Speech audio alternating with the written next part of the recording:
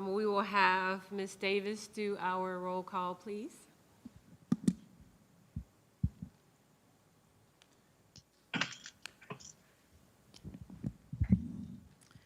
Chairperson Green, Here. Vice Chairperson Taylor, Here. Mrs. Pender, Here. Mrs. Sanders, Mrs. Walker. Here. You have a quorum. Okay, thank you. And then the first order of business is the minutes from June 18th, 2020. I move to approve. May I have a second? Second. I second. Okay, all in favor, or before we vote, do you have any comments or concerns pertaining to the minutes before we vote on them? I do not. No. Okay, all in favor? Aye. Aye. Any opposed? Okay, so the minutes are approved. The next thing we have on the agenda is the equity update.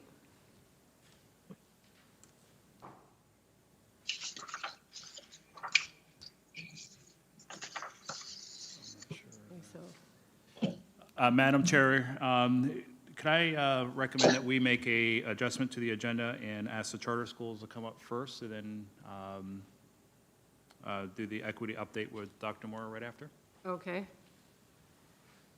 Okay, so first we'll call Sebastian Junior High, is that right, Charter? Sebastian Charter Junior High? Yeah. Sebastian Charter Junior High. Hello. Good, how are you? So, Dr. Dodds, thank you for joining us tonight. We appreciate it. At the last Equity Committee meeting, there were some questions on how charter schools are recruiting, not only for teachers and for students as well. So just a couple questions. Can you tell us the count and the percentage of African-American teachers at your school, approximately? We have one of 15, one of 14. We're actually trying to hire the 15th, but one of 14 currently. Perfect. And can you go into detail some of your recruitment efforts or strategies that you take to hire more African-American teachers? Yes. A couple years ago, my assistant principal reached out to historically black colleges as well as Indian River State College to be able to advertise at their schools and send our job openings. So we have done that the past 2 years. We have not had any success. We haven't gotten any applicants from any of those schools, including Indian River State College. We use teacher to teachers, and it's now a product of Frontline, which is a nationwide, it goes to everyone. So anyone can apply from around the country. And I actually go on there, I started doing this year, inviting anyone who is certified to teach. And I have, this year especially, I have gotten very little response from anyone. In fact, I have a current opening with 0 applications. I just posted it the end of last week. And it has been very frustrating because I don't have anyone to apply. So 0 teachers, not just 0 African-American teachers, but 0 Zero, teachers. Perfect. yes.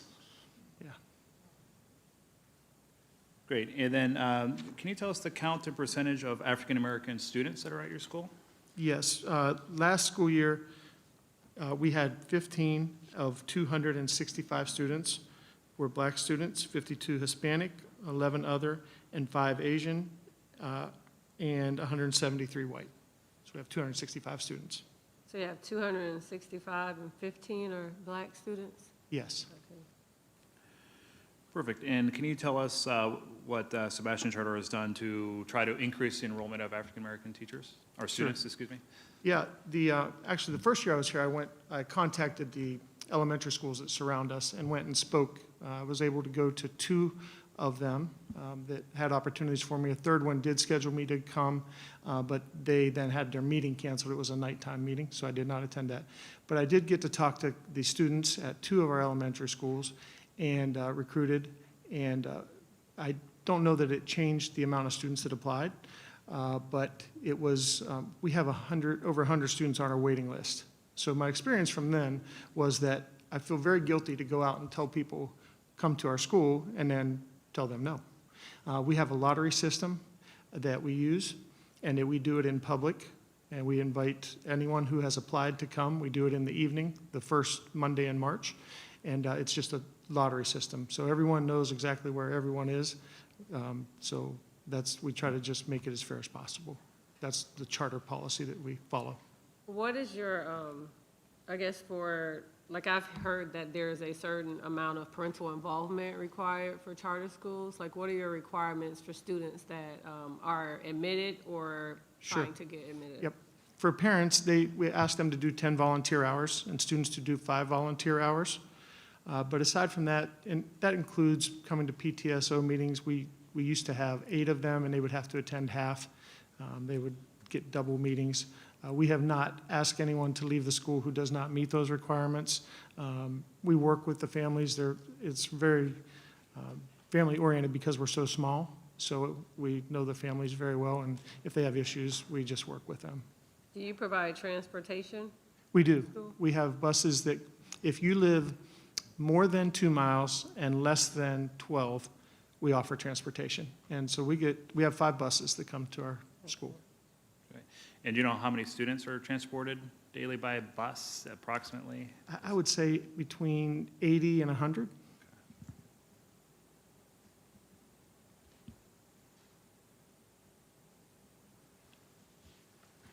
Ms. Pender, Ms. Sanders, Yeah, Ms. Walker? Madam Chair, if I could, before we open those up, if we could have the record Hello? show that Ms. Sanders has joined us. Okay. So I think that- Can you hear me, Marshawn? Yes, ma'am.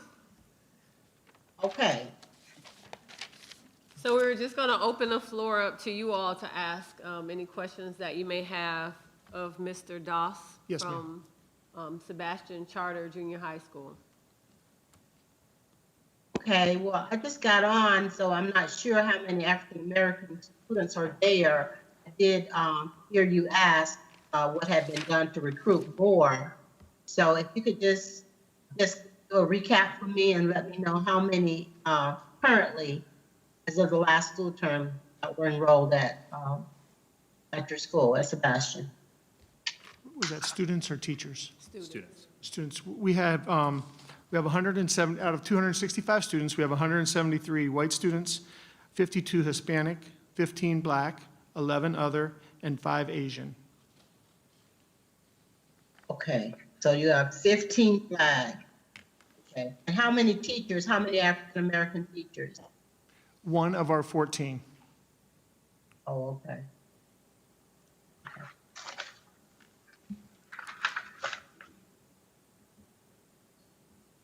Do you have a mentoring program that you offer for your teachers? I'm sorry. Do you offer a mentoring program for your teachers? We do, yep. As teachers come to their first year at our school, we usually don't, in fact, we've not had any first-year teachers, just first year at our school, but we pair them with someone within their subject area to understand everything that we do, so. Ms. Walker, Ms. Pender? You all Yes, I covered, was going to add. go on. Go ahead, Ms. Pender. No, they covered what I was interested in. He answered it. Okay. Thank you. One question that I had is with 15 Black students, is that an average, or do you sometimes have more or significantly less? That is actually, we have increased the past couple of years. So I don't know beyond the years that I've been here. This is my 3rd year that I've just completed. So that is an increase in the number of students. What I have found being there is that if students have ever attended our school, their siblings get to come to the school. So I would say 30% of the students who come each year are, if their siblings were there, they're automatically in. And that number continues to increase because the school's been there 20 years, so that, increases that number. So the lottery spots that are actually open, we'll have 88 usually.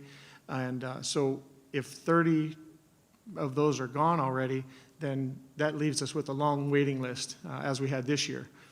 We had, I think, around 50 students on the waiting list when the lottery finished, and we actually have added, or adding a teacher, we're trying to, and invited 20 more students.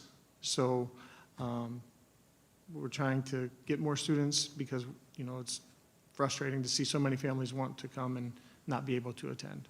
How does your application process work? So they apply, and then what happens? Yep, they have to turn in an application, and then they come to an orientation in the evening, and they can ask questions. We call each applicant and ask them what night they can be there, and then they come and visit. It's usually about an hour, and then that makes them eligible for the lottery. And it's very rare that anyone applies and does not attend that meeting. So the meeting is kind of like an interview? It's not, no, we do it in groups. It's more of me standing up and talking about the school and allowing them to ask questions. We do a little tour. We do groups of 20 families, so I end up doing about 5 or 6 of them, you know, each February. Okay, and what's your position, Mr. Doss? I'm the principal. Principal, okay. Okay, any more questions for Mr. Doss? Dodds. Yeah, Dodds. Mr. Doss, I was just It's okay. wondering Sorry. about academically, how well the students are doing at your school, and specifically the African-American students. Yep, I don't have exact specific data, but I can tell you that our students are achieving at a very high level. You know, I, of course, can't speak to this past school year because we don't have that data, but in the previous years, our students achieve at a very high level. And we have after-school tutoring programs for our students. So Tuesday through Thursday, students can stay after and choose the subject that they want to go to. And I think that's been very helpful. And we also have what we've started is a success class. So students who are struggling, they have an extra 45-minute period. And of course, we have the reading classes and intensive math classes for students who are identified via data that they need extra help. Okay. And do you provide transportation for those students who stay after for the tutoring program in the afternoon? Unfortunately, we don't.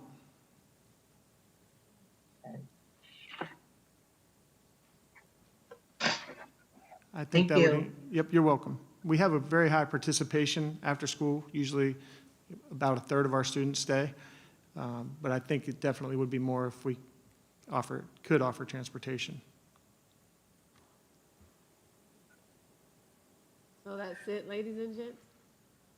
Yes. Okay, Do thank you, you. one other question though, do you contribute the success of the students to the fact that you have that after-school tutoring program? I think that helps a lot. The small size of the school helps because we know all of our students very well and get to have good relationships with the families. So that's a huge advantage that we have over larger schools. It's just that we really know what the students know and do not know. Right. And what's your teacher-to-child ratio in the classroom? I'm sorry? The ratio of student to teacher in the classroom? How Oh. many students per teacher in the The classroom? average is 22, but I will say that sometimes in advanced classes, we offer high school level classes. They will be a larger number, 25, possibly 26 students, because we can only offer, for example, one algebra class, one geometry class, because we don't have enough students to offer more. Okay, thank you. You're welcome. Thank you. Thank you. Thank you.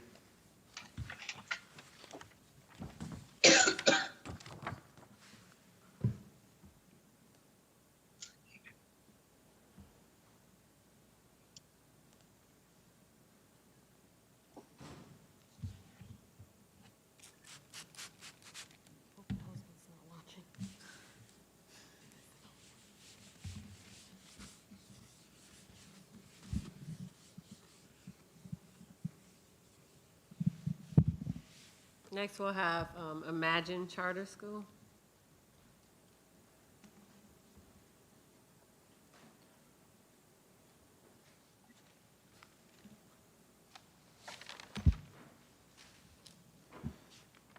Good evening. Good evening. How you doing, Mr. Rock? Doing well, sir. So can you tell us the count and percent of African-American teachers at your school? Last year, we had one African-American teacher for 45 teachers. That gentleman retired this year. I had 0 African-American applicants for any job openings this coming school year. So we will have 0 as of now for the 2021 school year. And can you tell us what you're able to do to recruit more African-American teachers? In the past, I have attended many job fairs, UCF, FAU, Florida State, Bethune-Cookman, FAMU, Great Florida Teach-In, and I found that many African-American teachers did not want to move to the smaller city of Vero Beach. They wanted to move to the bigger cities, Orlando, Miami, and Tampa. Okay. Great. And can you tell us the count and percent of African-American students? Last year, we had, I'll just go through our whole demographics from last year. Of 771 students, we had 712 white, 85 Hispanic, 34 black, and 37 others, Great. And then, which is 3.9%. perfect, thank you. And then can you tell us what you've done to try to enroll more African-American students or recruit more African-American students to your school? This year, during our lottery period, any open spots, especially in kindergarten where we have the most open spots, because normally we have 96 to 98% re-enrollment rate, we took any African-American student who applied and automatically put them in front of the waiting list. If enrollment stays the same, we will add another 13 African-American students for 880 students, which would take us up to around 5.3 or 5.4%. Great, thank you.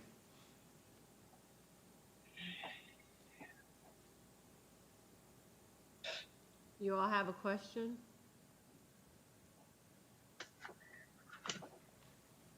I don't think I really have any questions right now. The main thing that I'm interested in, though, with all of the charter schools is how well the children are doing academically, the ones that they have, specifically the African American students. You know, we have a gap in public school, and I'm just wondering if the same thing is occurring in the charter schools. Is there a large gap between academics with African American students and white students? So my question to all would be pretty much the same, to tell me academically how well those African American students are doing. I don't currently have that data, but I'd be happy to pull that data and provide that for anyone who needs to see that. Okay. Perfect. And then what is your application process? So let's say that my child wanted to come to Imagine. How do we go about it? What is necessary? You would attend one of 2 prospective student orientations. They happen in February and early March. They're in the evenings at 5:30, and it entails just a basic overview of the school in a general population type situation, and then tours of the school. Normally we have this year, on the first night of our prospective student orientation, we took 272 applications. On the second night before COVID, we took, I believe, 158 applications. So you're in high demand, to say the least. Wow, 158 applications. And Do you have any plans to expand enrollment or increase enrollment? If I find the right donor, I could put a school across the street and fill it up by fall. Wow. Okay.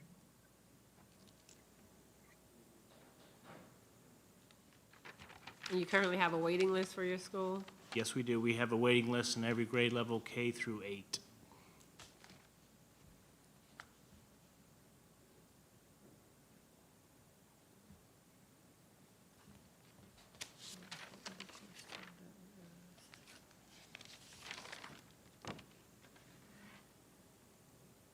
Once submitted, what are the requirements for the students, like parental involvement?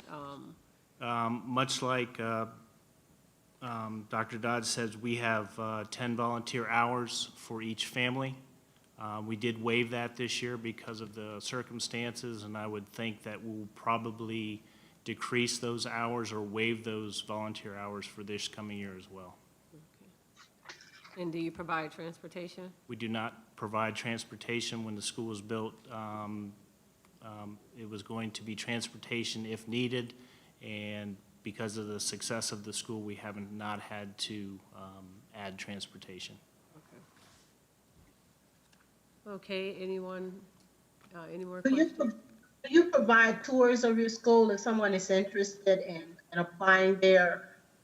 Could they actually come in and tour the facilities prior to making application?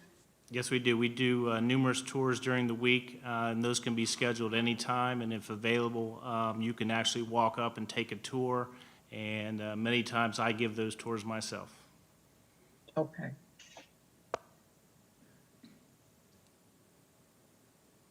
And what's your name again?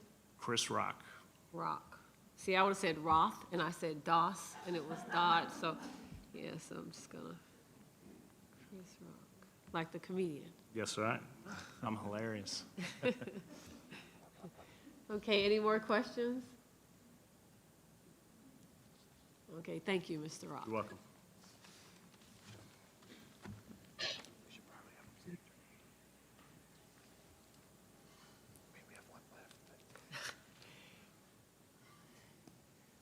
Calling our cleanup crew.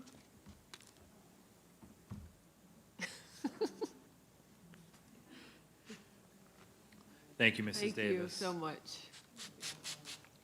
I was waiting for my husband to come do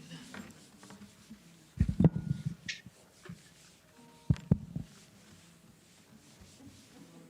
We overwork you, Brenda. What? We overwork you. Yeah. All right, we do.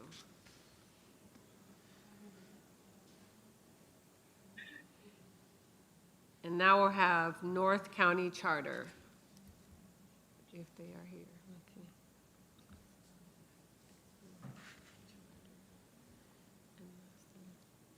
okay.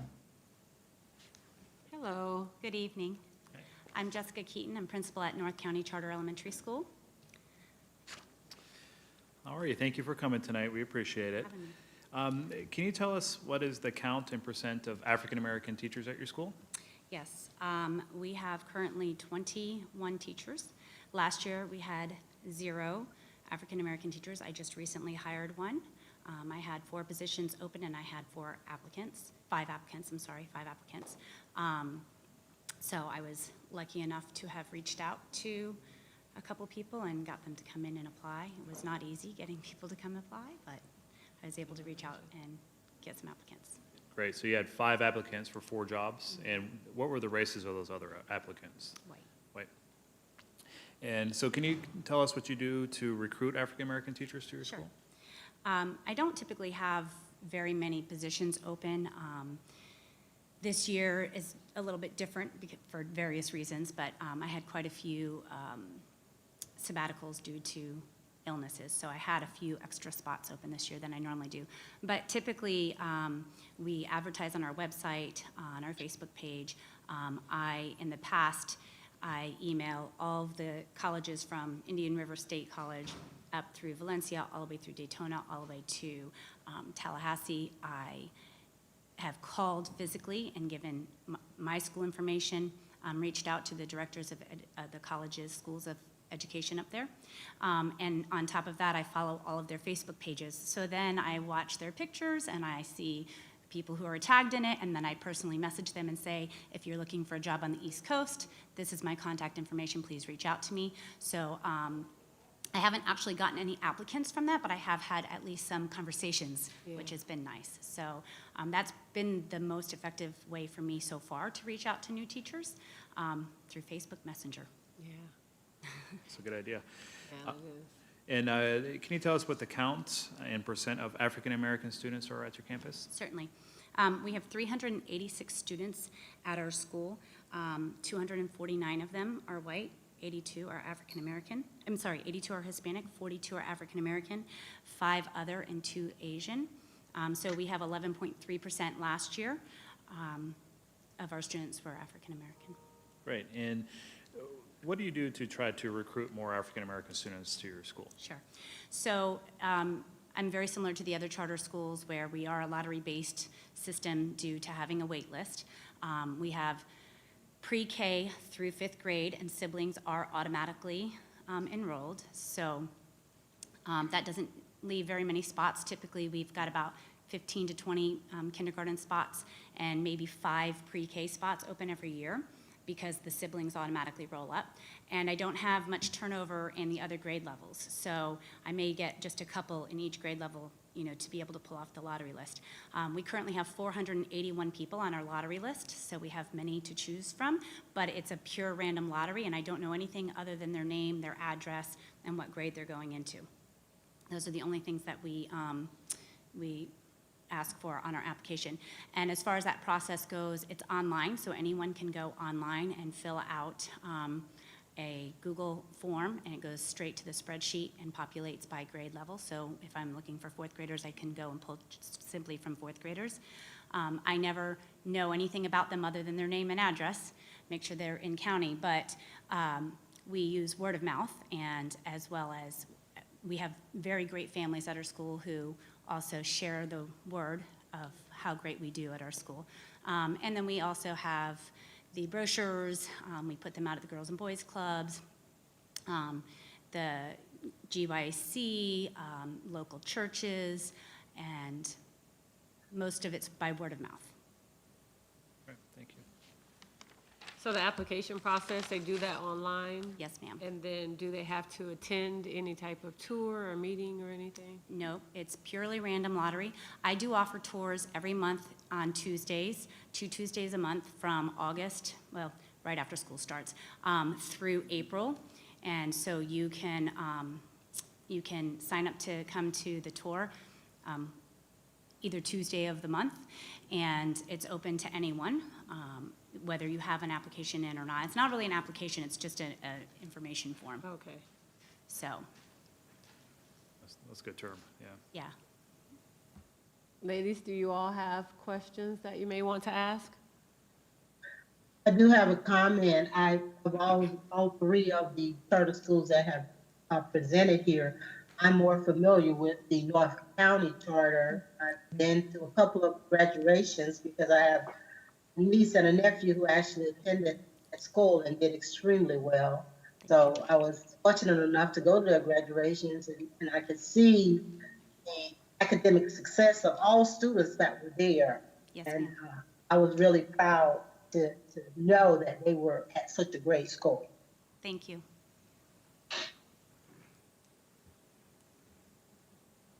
Then I guess the one question that Ms. Sanders asked was about the achievement gap. Would you happen to have that information or no? I do not have that information handy. I would be happy to give it to you, but I can tell you, we've been a high-performing school for all of these years. Our lower quartile students are typically level 3 students. So they're doing well. We do have a few that are level 2, and maybe 1 or 2 that are level 1, but our students typically do very well. We have what's called the WAVE group, which we do every single day, and that's to target our tier 2 and tier 3 students. And it's in every single grade level, every single day for half an hour. We have our ESC resource teacher goes to that grade level, and the grade splits up into 4 teachers instead of 3, or in 3rd grade, 5 teachers. And they focus specifically on what those lower level students need so that they can grow appropriately. They get the actual instruction that they need. And then we also offer what we call boot camp, and the boot camp normally runs from January until right before testing season, and we specifically link students with teachers that we know they're going to be able to learn a lot from, and it gets them pumped up, it builds up their confidence, and we've seen that to be very successful too. And I know the next question is going to be, do we have transportation for that? We do offer transportation to and from school. We have 5 buses that travel everywhere from the county line, Fellsmere, all the way down to the Gifford Youth Activity Center. So that's our zone. You can still attend our school if you live farther south than that, but you have to provide your own transportation because we're North County.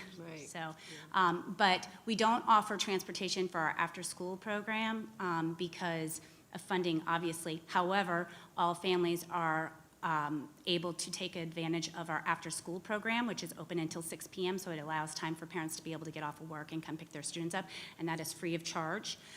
So they get out at 4:30, but they're allowed to stay and continue at the school with the rest of the students until their parents are able to come pick them up, and that has worked out very well, so. And what do you require of the parents? So my child is admitted to your school, accepted. What am I required to do as far as, is there any volunteer requirements or PTO? So we do not require our parents to do anything other than support their children, read with them at home, work with us to the best of their ability. We don't require community hours or anything like that. We do have a parent organization that puts on various events for our school, but it's completely mandatory. If you have the time and the ability to participate, then we are happy to have you, and if not, we will still make sure that we take care of your students. Okay. Okay.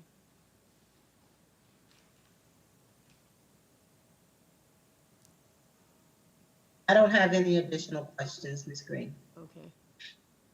What about you, Ms. Pender, Ms. Walker? No, because I have worked with her with that school.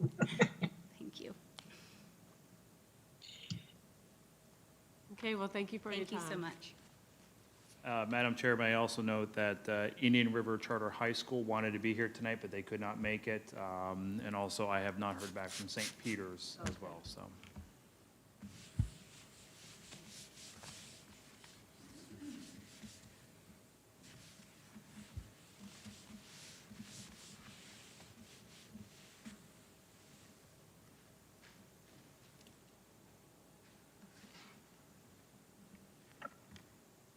Okay, so at this time, we'll have the equity update by Dr. Moore.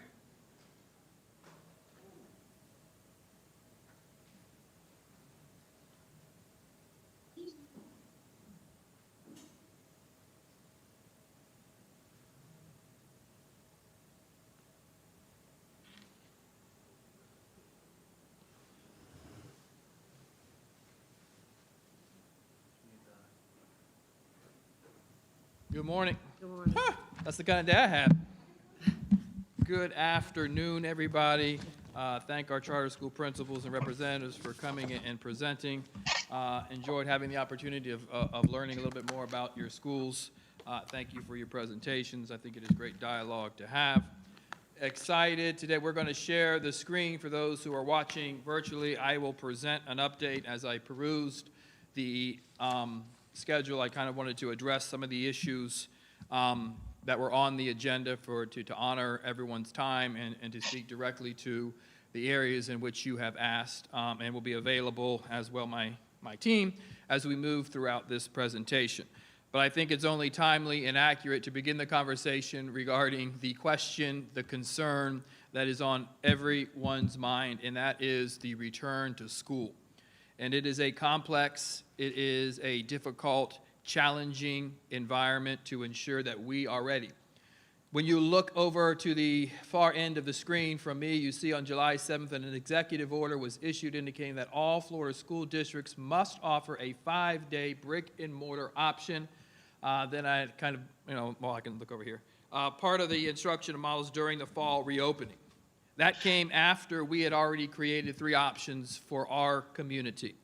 Option 1 was that traditional brick and mortar experience, returning to school 5 days a week with the appropriate social distancing in place, which includes one-way hallways, which includes temperature checks upon arrival, all of the structures and systems that we have continuously problem-solved around to create, to ensure when schools open on August 10th, we were ready to implement them in an environment in which it's safe.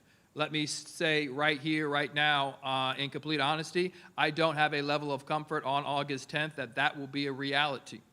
And these doors to these schools will not open until we can give a point of comfort to all members in our community. It is safe to return to school. The reality within our particular community is in a place in which our students have a level of comfort to return. Until then, the doors don't open. That is the driving force behind the conversation. We will continue to problem solve to figure it out. And I have been working with a task force since, I want to say, as early as April. And when that task force was initially convened, principals, community members, parents, students, not students, teachers, union leadership. The question was, that early on in the conversation, we have the opportunity to recreate what public education looks like. As a result of COVID-19, we can begin a challenging conversation, a complex dialogue to recreate what we know a system that is fundamentally broken. And as we continue to problem solve around, hey, how do we take some of the cool instructional strategies and the innovative things that we were forced to learn ourselves as educators, our cheese was moved. And we, in a really exciting way, responded to that shift of reality and created a number of new programs and resources and strategies to connect with children, really to support the 21st century learning. And then the conversation in the last month and a half drastically changed as the situation over the last month has drastically changed. And it was a complete pivot from let's recreate teaching and learning in the school district of Indian River County to problem solving around the creation of 3 options, because the spike began to climb, and it began to climb in a significant and aggressive way. So our initial plan was to say, hey, let's come up with 2 other options, one of which is Indian River Virtual School. I don't know how many individuals are watching at home, but I will not miss the opportunity to speak through what Indian River Virtual School looks like and why it is a serious consideration for our families. Because this isn't an outsourced virtual program. These are platforms that will be implemented here locally using those platforms. Behind the scenes are Indian River teachers. I would hope all of us want someone local teaching our children, someone we go to church with, someone who we see in the grocery store, someone who understands what the reality is in our community. This is a newly created process. We'll look at the numbers in a minute. The response has been drastic for families choosing this particular option, but we're excited to use virtual platforms to drive and provide instruction. Students can work at their own pace, but still have the option to connect to a teacher to support, provide feedback. And in our design, that feedback will be more frequent than the inconsistent feedback you would see with other virtual programs. And I'll make no mistake about it, when you turn on the TV, it's not coincidence that you're seeing all these commercials about these different virtual learning platforms. National commercials. We're not trying to make any money here. We're trying to educate and empower students to spend a lifetime finding successful, and we know that our teachers are the one who can help our children make that reality come true for them, and that's what the Indian River Virtual Model does for our children. We also created a transitional distant learning model, and this initially was a conversation around we're just not there as a family. We understand the systems and structures that have been put in place for option 1, but I just need a higher level of comfort. I want a more direct instructional model for my student. And when I say more direct instructional model, this is a replication of a school day. Rather than going on and choosing and working at your own pace, you have direct instruction being provided while online. Instead of the school bell ringing, you will log on at the identified time and your class will be there, the teacher will be there, all of the students will be in the virtual environment, not half in a classroom in a school and then some online. That's just too complex for our teachers to manage, and we don't want to ask them to do any more than they're already doing. So this is an opportunity to follow that bell schedule. Direct instruction can be provided. Students can be released to go and do small group activities or independent work. Students have the opportunity through the platform to raise their hand and ask questions. And then at the end of 9 weeks, they have the option to return within option 3. And at the end of 18 weeks, they would have the option to return within option 2. Now, as I explained these options to my wife, I said option 2 would be our oldest daughter, Madison, because she is independent. She knows how to pace herself, and I hope my children don't watch this. That is the option she would want. But my youngest daughter, Caitlin, she's option 3 because she needs the explicit support, the help of managing her time. I love you, Katie. But that is just the truth and the reality of what options you pick and having a variance of options in order to meet the needs of all children. Now, if you were to look at, and I think this is an important screen to look at and really digest, and I have some supporting screens to follow where we kind of dig a little bit deeper in terms of this presentation. When you see here, we've had 8,030 students complete this. We'll give you a copy, Ms. Green. Thank you. We're going to give the data. 8,030 students complete. And that is really good considering we are a district, including charters, we're all here together tonight, of 17,000 students. But when you're creating schedules based on the information, it's not nearly enough. One of the things I did last night is have a presentation at Gifford Youth Achievement Center, and our numbers from one day to the next went up drastically. So I don't know what happened, but we definitely saw an increase in numbers, so we're excited about that. So when you look at what are students selecting, 63% of those who have completed say, I am okay with the traditional return to school. That virtual experience, which is the platform-driven process, 1,527, and that transitional model, which replicates a school day virtually, is at 1,466. We have extended the deadline to July 17th. Initially, it was July 10th. And then we heard from families, I need to speak to other family members. That's too soon. I can't make a decision yet. I need more information from you, Dr. Moore, in order to make an informed decision.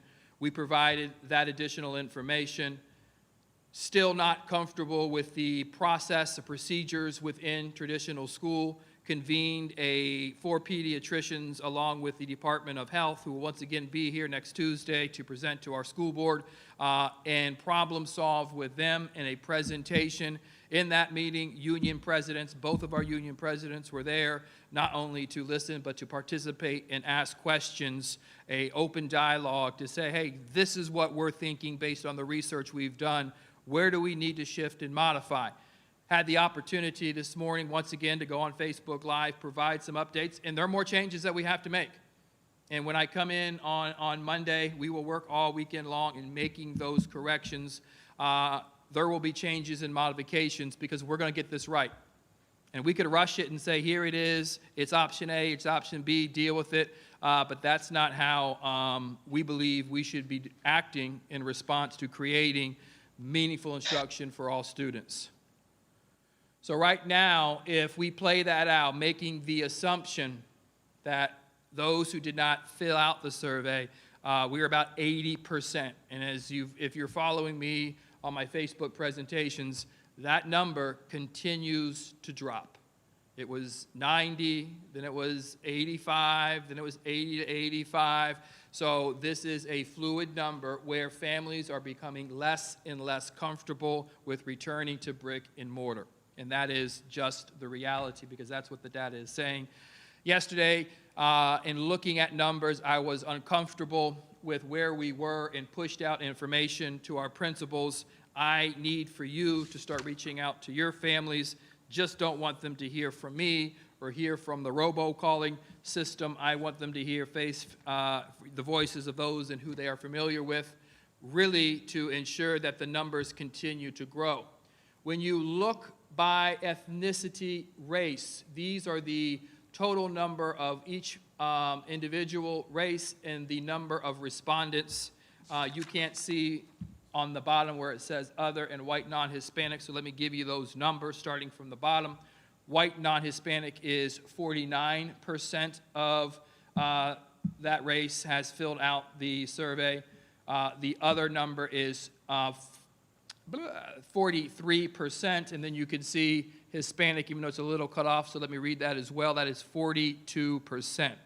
So when you look at who has completed the survey, the numbers are tight, with Black non-Hispanic coming in at only 39%. That number is up 3 to 4 percentage points in comparison to yesterday, but still not where we want it, nor are any of the other numbers, because based on this information, every single school principal will recreate a schedule. And that is going to take time. That is complex. And as the numbers change, so do the master schedules. Looking in at the next slide, this takes it just a step further in looking at ethnicity and the models in which are being selected by ethnicity based on those, once again, who have completed the survey.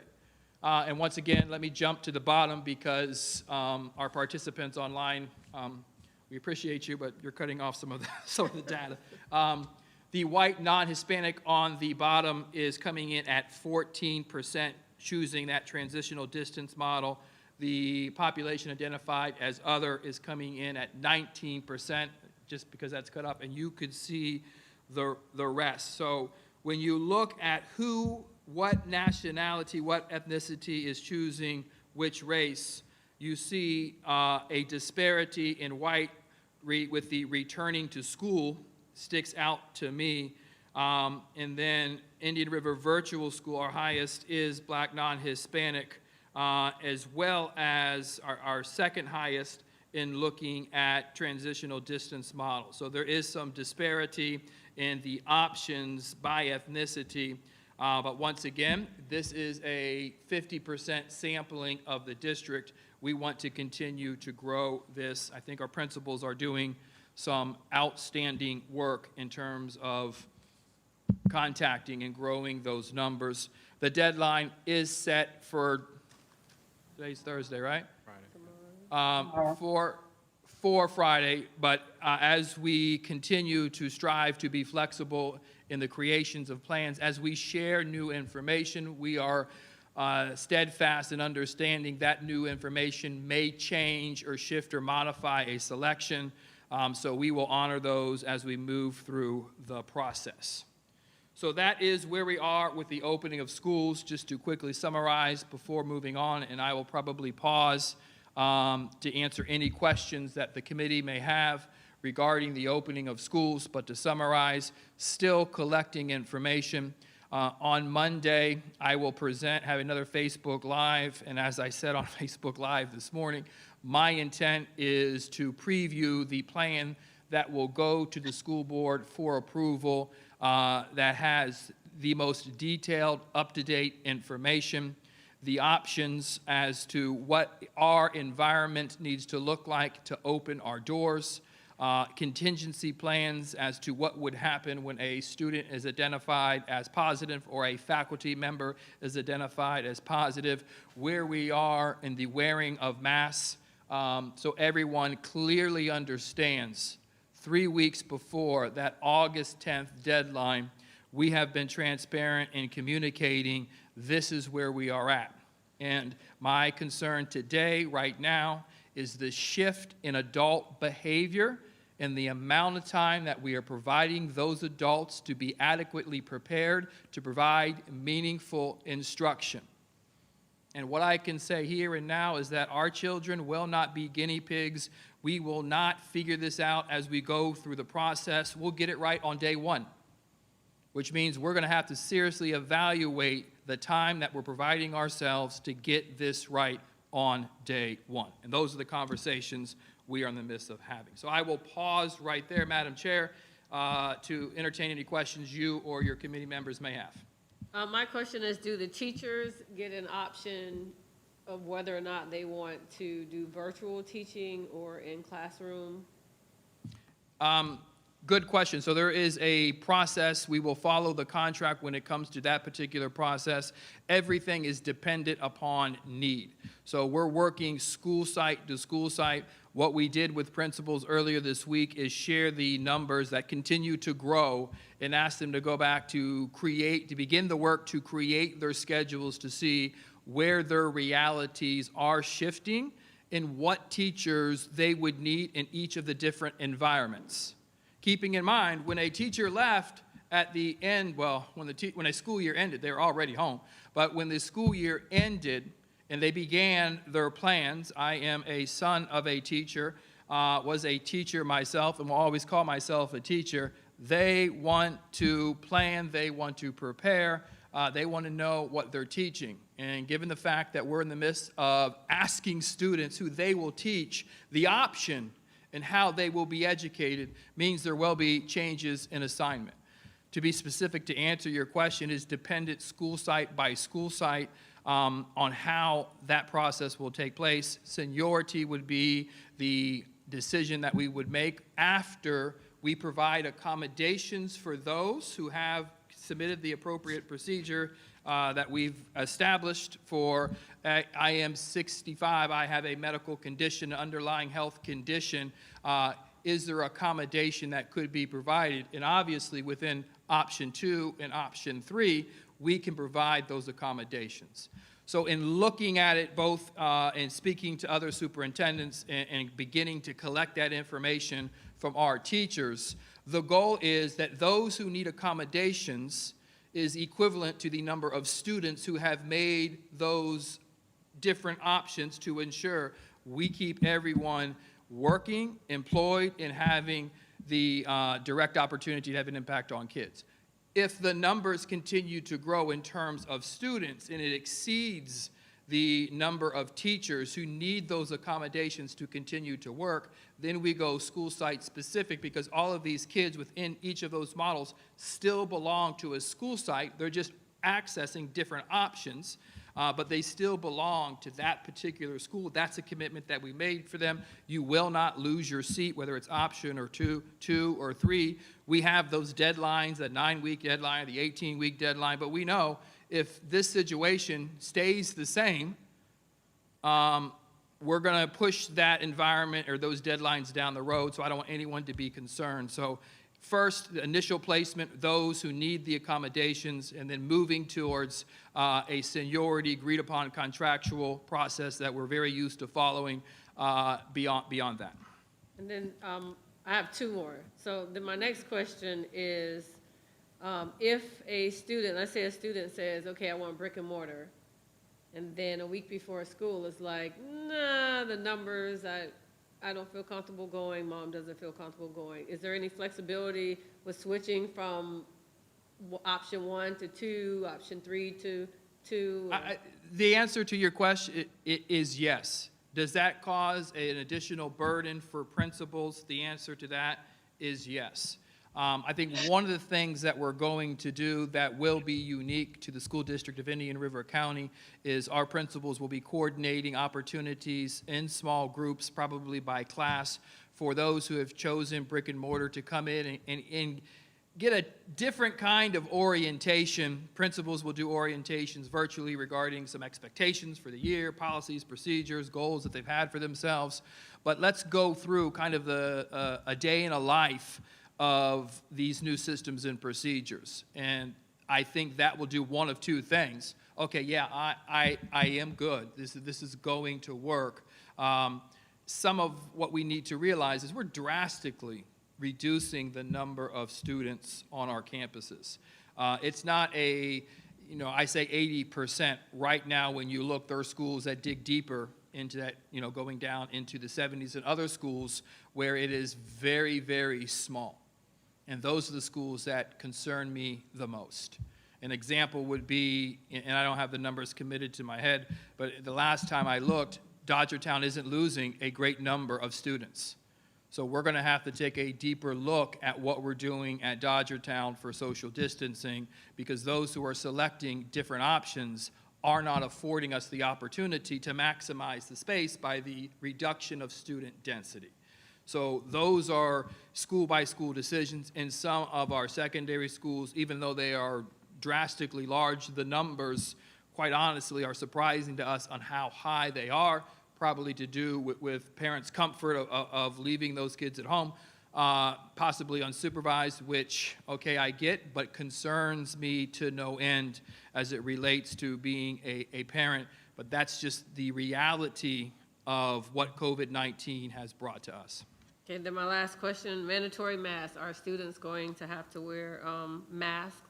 We will be making that decision yesterday, but let me be transparent on where my heart lies. Yesterday, after speaking to the health officials, we need to move and seriously consider a mandatory mask policy when social distancing is absolutely not possible. And what that means is when social distancing isn't possible. And no system in the nation is going to be able to tell you, and if they are, they're telling you a story, every child in every classroom is going to be 6 feet apart. In some classrooms, based on the number of students who select other options throughout the district, that can be the reality. In other schools, it's going to be 4 feet or 6 feet. The medical professionals yesterday said it is the safest way to go, and it significantly reduces the amount of time a student would have to be quarantined if they had the mask on in that breaking of that 6-foot space for 15 minutes. So our goal is to open once. Our goal is to open right. And our school is to open in a way that allows us the continuity and continuation of meaningful instruction. So right now, what we're leaning towards is a presentation of a policy that goes, not a policy, but a opening of school plan that says masks, when social distancing is not feasible, you should be in a mask. And that will allow us to get schools open and minimize the outbreak. So you'll be providing them to the students, or how? We have, through partnerships with the health department, we have 2 cloth masks ready to give to every student. We have, very similar to what a number of the individuals who are here tonight wearing the cloth mask that we have available when you get on a bus. That is a confined space.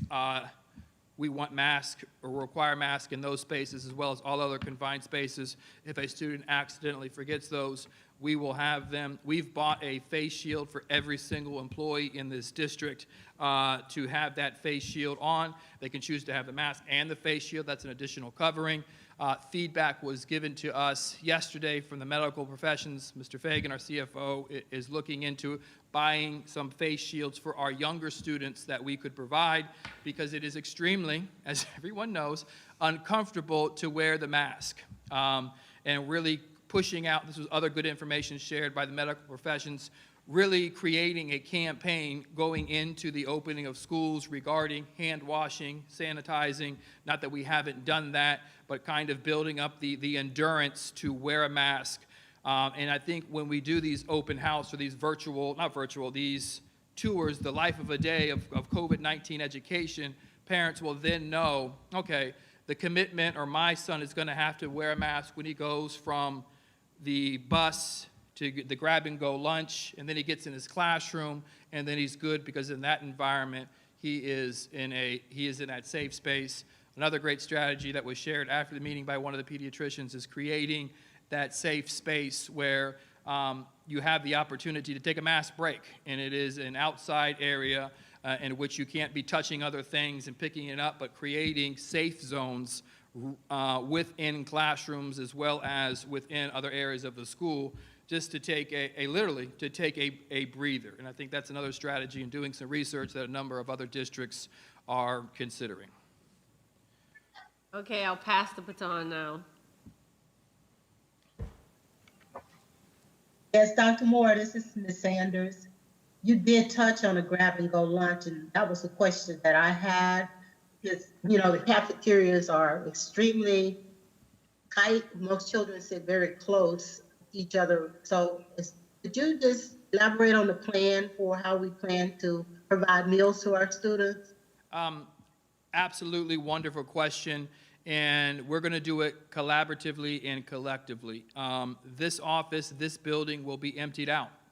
We will assign individuals in this district to be in schools in the morning to help supervise during lunch and during dismissal. We're in this together, and to throw it on the back of teachers and principals and administrators just isn't right. So we will be there to help supervise in those particular times. I'll have my own school assignment. That is to provide additional supervision so our teachers can have their contractually required breaks and lunches within the confines of the day. We will have, upon arrival, an extended drop-off period. So rather than having all students come, whether it be on the bus and drop off at the exact same time, creating a bottleneck of students trying to get in, we're going to extend, hopefully no more than 20 minutes, the drop-off time into the instructional day, allowing parents to drop off a little bit later, allowing buses to run routes a little bit later. I think it's an important conversation with buses. During the first 2 weeks, we will run double routes where we have identified that students will maximize, they'll exceed the number that we set for ourselves using the every other seating procedure and the mask wearing. So we have that information now. So we'd rather tell parents, we don't want you sitting at a bus stop for 40 minutes waiting for a bus to arrive, because when it got to the stop just before you, oh, you exceeded that minute. Now, this child has to wait unsupervised. Absolutely not. So we have divided those routes and extended the time. So we're telling families, hey, your bus stop pickup time is 8:20. So we want you there at 8:20 because it's more realistic during those first 2 weeks. That's the time that we'll be able to get you. Now, we'll modify those times as we get the actual numbers of students who are riding buses over the course of those 2 weeks. And what will happen is we'll provide independent practice for students who are the AM or the early shift for drop-off, and those students will leave a little bit earlier, and those students who arrived a little bit later will stay a little bit later and participate in instruction. So the amount of instructional time, in theory, won't be lost by being creative and intentional around how we're using that time at the beginning of the school day as well at the end of the school day. And then we know once we have the data available, we'll be able to create a scenario where we need to begin to push back and get ourselves into class, implementing the systems in a timely manner to maximize instructional time. That's a little off topic, I'm sorry. Moving back to your questions, students will be scanned upon when they come. Each school will design their plan as to grab your lunch or breakfast, go to the classroom, or go to a designated area in the cafeteria that is identified as a safe seat, meaning it's a one-time use seat in which you can sit, and sitting in that seat guarantees that you're 6 feet apart from everyone else. You can enjoy your breakfast and then move to the classroom.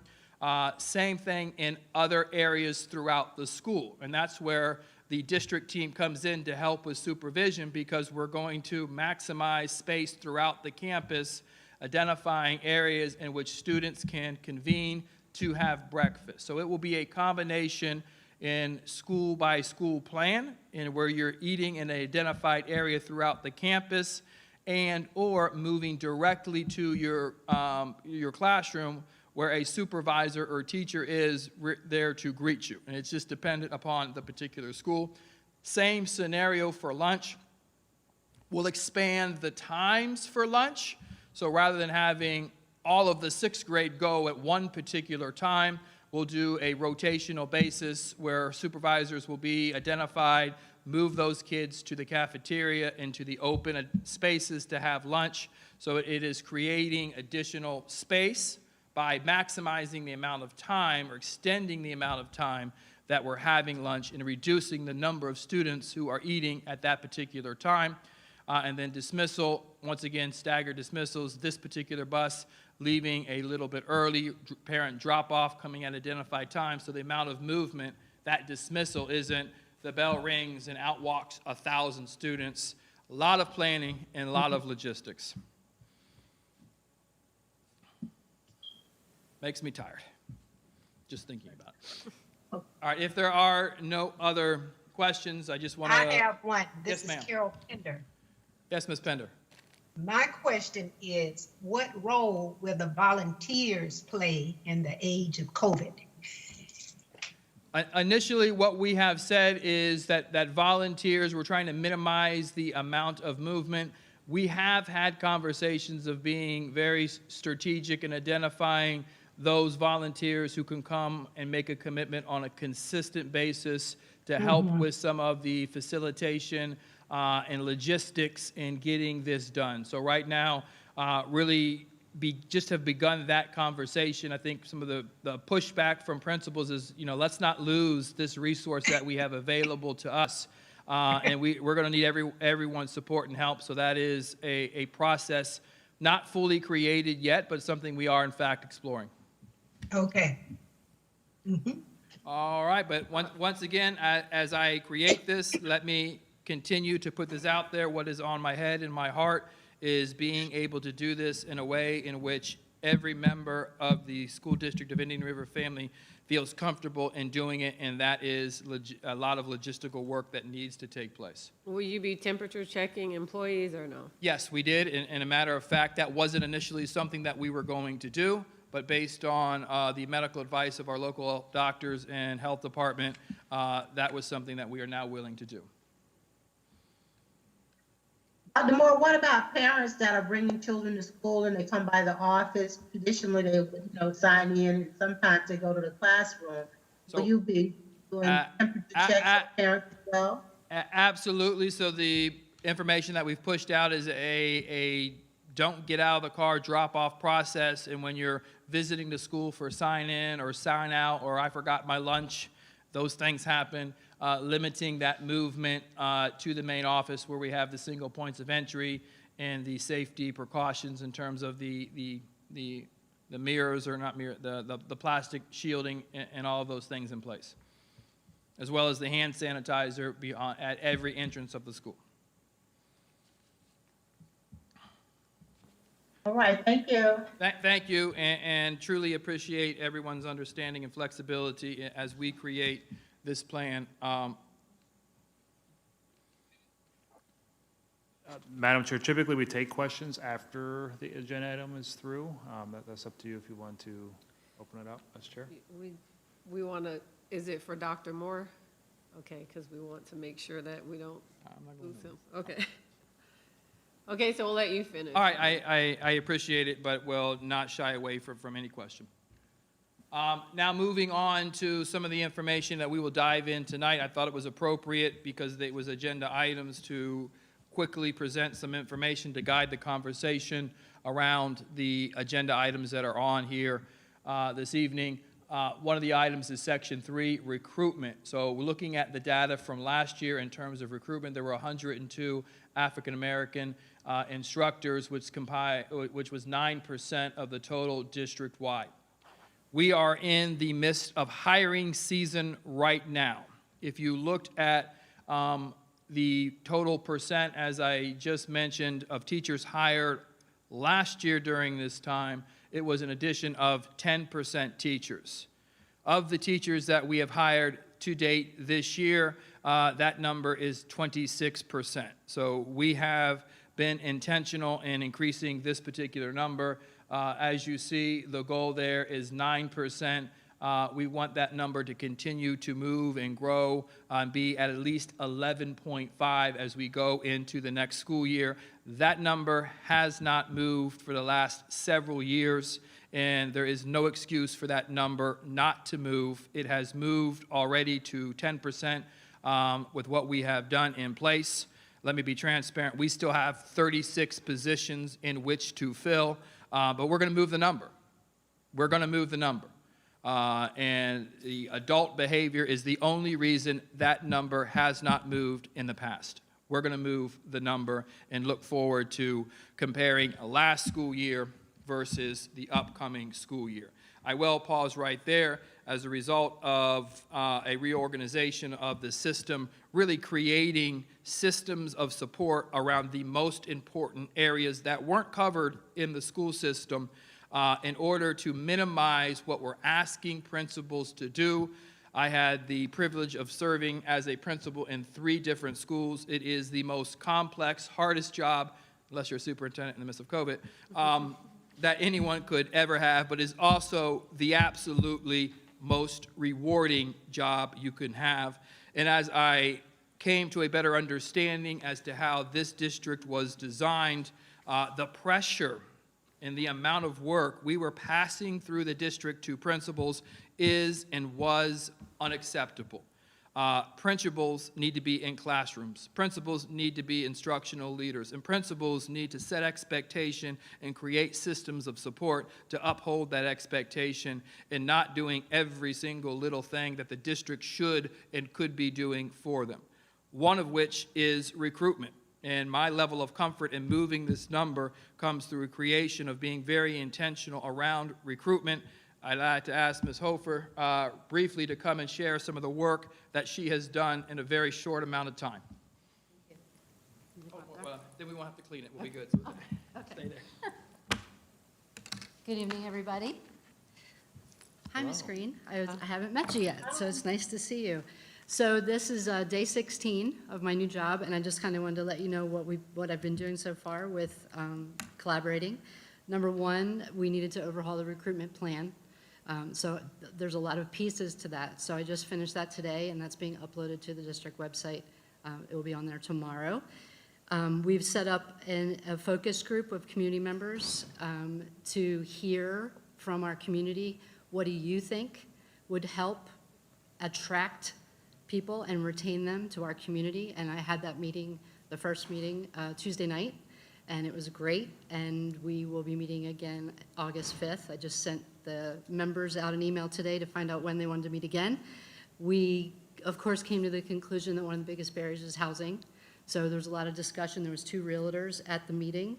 And so with that in mind, I kind of wanted to reach out to some other community partners to talk about, well, what do you think about housing and what do you think? So in the recruiting plan, I'm trying to think, this is my 20th, I'm coming up on my 20th year in the district. I thought, what do we have to offer that others don't have? And so one of the things we have to offer is our customer service, is our human capital. And in the recruiting plan, you will see, and I can email it to you or you can see it tomorrow, but in the recruiting plan, there's going to be a program that it's called We Promise. Because one of the things that I think our community feels very strongly about is our integrity and our honesty and how we treat each other. So we want to have a program that will recruit and retain, that is offering these new recruits, when you get here, we have things to offer you, and we're going to continually come back to you and ask you how you're doing so that we are getting feedback from you. So that's part of the plan. We also set up a minority referral program. So that's in the new plan. So if you are an employee in the district and you recruit an African-American teacher that gets hired, then you will receive a $50 gift card. And that is twice as much, I know it's not a lot, but it's twice as much as what some other surrounding counties are offering at this time. So in the plan, I didn't want to have goals that we couldn't achieve. So it's going to start September 1st with a goal of hiring 20 teachers through June 30th, which would be the end of our fiscal year. And that would be $1,000 for that program. We also, as part of the African American Achievement Plan, have a goal of setting up chapters of Future Florida Educators Association chapters in all the middle and high schools. So in the recruiting plan, there is an FFEA scholarship program set up, and we are working right now to, which everyone will know because I'm saying it, but we're going to kind of roll that out to our staff, that just like United Way, they could do a payroll deduction of just $1, and we would be able to offer $750 a semester scholarships for our own students to go to college after they finish here with their AA, to finish up and then come back and be a teacher here in our community. I'm on number 4. I started some new campaigning for Twitter, so now it says Recruit SCIRC. and I immediately went on and followed all of the HBCUs in Florida. I've also emailed all of them and their directors of education or career centers to start making connections, made connections with the Florida DOE coordinator of recruitment, so they have my current information. I'm joining, it has to go through the paperwork, but the National Alliance of Black School Educators, and having two webinars coming up, one in 2 weeks. I put my glasses on to read what that says, but one is an employment engagement conference. That's happening next week, and I'm just got information today about Pepperdine University is doing a race and education webinar, so I'm going to be going through that. And then today, and this is kind of the last thing, which was really exciting, I spoke with the Learning Alliance, and I've been known them for 10 years since they really created the partnership here. And they had set up with a company called 4Q Partners, which is kind of a think tank. And they were going to be doing this think tank, which happened today, and they called me because it's all about racial equity. And the Learning Alliance has a goal here in our district to have 90% of third graders proficient, the literacy goal, Moonshot Moment. And so I got to do the think tank with them today and ask my question for our district. And it was a global thing. There was people on the call from other countries, and you got to ask the question, and then they basically talked, and you weren't allowed to talk. And you got to hear ideas, and what came out of that is creating a kind of teacher town where we could have affordable housing, but it would be attractive and convenient and have things that teachers would want to come to be part of. So the Learning Alliance is now talking to people in our town that would be investors that maybe already have land, because the attraction would be, because the Learning Alliance is in our schools and doing professional development for literacy, that we would be a world-class learning lab for teachers. So you come work here, we're going to make you a world-class teacher, but we're also going to have this teacher town with all the conveniences that you need. And if you're here for a couple of years, you're going to want to stay, because then you're going to be able to teach the new people coming in to be the world-class teacher. So that's where we are today. So, thank you, Ms. Hofer, and brief presentation. I know just 17 days on the job. Is that what you said? 16 days. 16. Well, some days are count twice. Just want to acknowledge that numbers staying the same, not moving, is unacceptable, and really putting the human capital behind what we say we're going to do to ensure it gets done. Just one sign of the numbers continuing to grow, walking away from stagnant, walking away from excuses, really setting and creating expectation to grow this community, and looking forward to the work that you will continue to do and the relationships that you will continue to establish or create in order to ensure that we're moving the needle in terms of recruitment in a way to get beyond the 9%. Next area of the presentation is transportation. Two areas of transportation, one of which is the reporting of what % of students are transported. And as I begin to talk through transportation, I think it's important to note we are provided $3.5 million for funding, but we spend an additional $1.4 million to transport our student. What we're provided to transport our students, we go significantly above and beyond to get them where they need to be. And simply looking at the students who were transported last school year, you can see white, non-Hispanic, 32%, other 46, Hispanic 50, African American, Black, non-Hispanic 55, Asian 35, and 40%. So we have a nice mixture of those who are riding the bus, with the highest percent being African American, Black, non-Hispanic. What was the number for white students? I'm sorry. I'm looking down. 32%. It is the smallest number of students that are transported, and that is the percent that are occupying our buses, not the percent of the actual population, the percent who are occupying the buses. One of the things that we did this year and we were excited to do is provide choice. And the next slide talks through choice. In expanding choice, which our board boldly approved, we were able to drastically expand the offering of seats, expand the number of seats to provide that choice option to our principals. In doing that, it obviously provides additional opportunities for students to go into those particular schools. The next slide speaks through some of the outcomes, and I'm going to kind of toggle back between some of the other slides.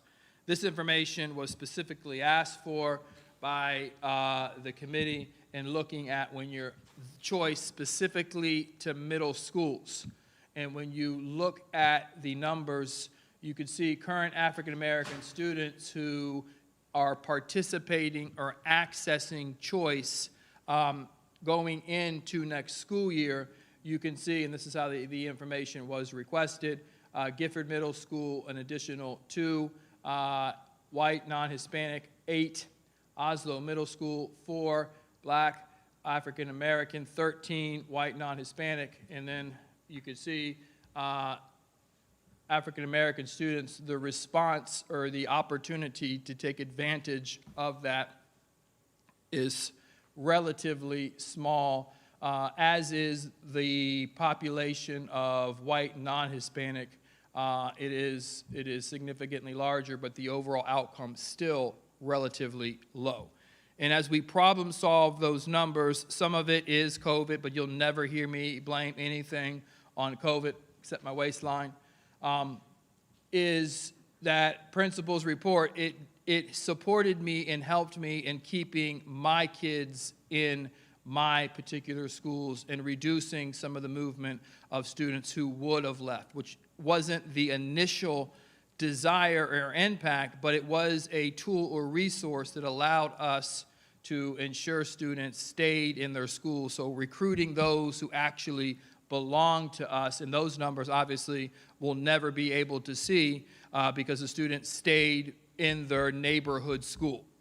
When you toggle back to the previous slide, one of the things that we did is establish opportunities. So once students were accepted into their schools, we followed a process that said, hey, if you need transportation, we will provide that transportation through a current depot stop, which we were able to afford, or a current route that was already established. So we were able to provide that information to those students and doing so in a very cost-effective way. So that was step one in what will be a very aggressive in modification to how we provide this support.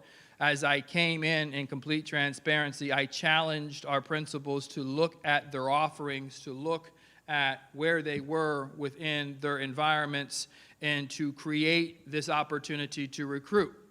And it was very exciting. The board meeting before we closed down the school year, principals had the opportunity to come and present to the board their themes, some of which were enhanced, some of which were completely redone from my arrival. Recruitment Fair was going to be a big celebration, an opportunity to kind of highlight some of those new initiatives. Never happened because of COVID. We did extend the opportunity to submit applications. So we're looking to continue to grow this work as we move forward. Really looking at the offerings across the entire district, looking at programs that we're offering to ensure a student who has an interest with the number of schools that we have, we should be diversified in a way to have offerings for all children in this district. So there are significant opportunities to continue to grow that work. Sorry, I'm going the wrong way. Click happy. And then the last section in which an update was asked for was student discipline. And student discipline, once again, was an area coming in with the school year 50% over, and then looking at our code of conduct and looking at the rates of suspension and the absolute unjust, shameful data that was there as it relates to the volume of African American students being suspended. One of the things that we have created and pushed out to principals yesterday is a dashboard that looks at suspensions and looks at behaviors. It is a dashboard that filters from me down to principals. And I will be able to tell you with a few clicks what administrators are providing, what kind of consequences and what kinds of proactive steps to modify behaviors. If there is suspensions taking place, as I've already committed, those suspensions will be approved by our deputy superintendent in order to ensure that the completely overhauled and modified code of conduct that walks away from a laundry list of consequences and I gotchas to really empowering students with the behaviors and identifying what those behaviors are that lead to success. And that's not an easy statement, and that is going to require a great deal of training as we move forward into the next several years. And I have said it, and it will be a reality that we are walking away from the practice of removing students from meaningful instruction, eliminating outdoor suspension over the next several years within our district. It was a reality in the fourth largest district in the nation. It was something I had a strong part of creating, and it will be the reality in this district. We will not minimize instructional time. We will not create additional gaps in the lives of children by removing them from the one thing. There are many things that provide a lifetime of success, but the avenue and connection to a school leads to success. And when we constantly remove a student from that environment and tell him he's not good enough, or you can't be here, or you didn't do this, without thoroughly understanding who that individual is as a person, the walk that they have walked throughout their entire life, coming to an understanding as to who they are, how they believe, how they think, how they perceive that individual on the other side of the table who is dismissing them and just sending them home for 4 days for something that's always been something they've done in their life. So there is drastic work to be done in this district. And I am excited to be here to move us to a place to restart schools when the time is appropriate to begin this change. I'm done talking about change. I'm done justifying an outcome that I had nothing to do with other than hang my head in shame in the data that's been produced. The time to walk is now. The time to create a community in each and every single school where everyone understands the importance of equity and the role that they play in equity starts right now.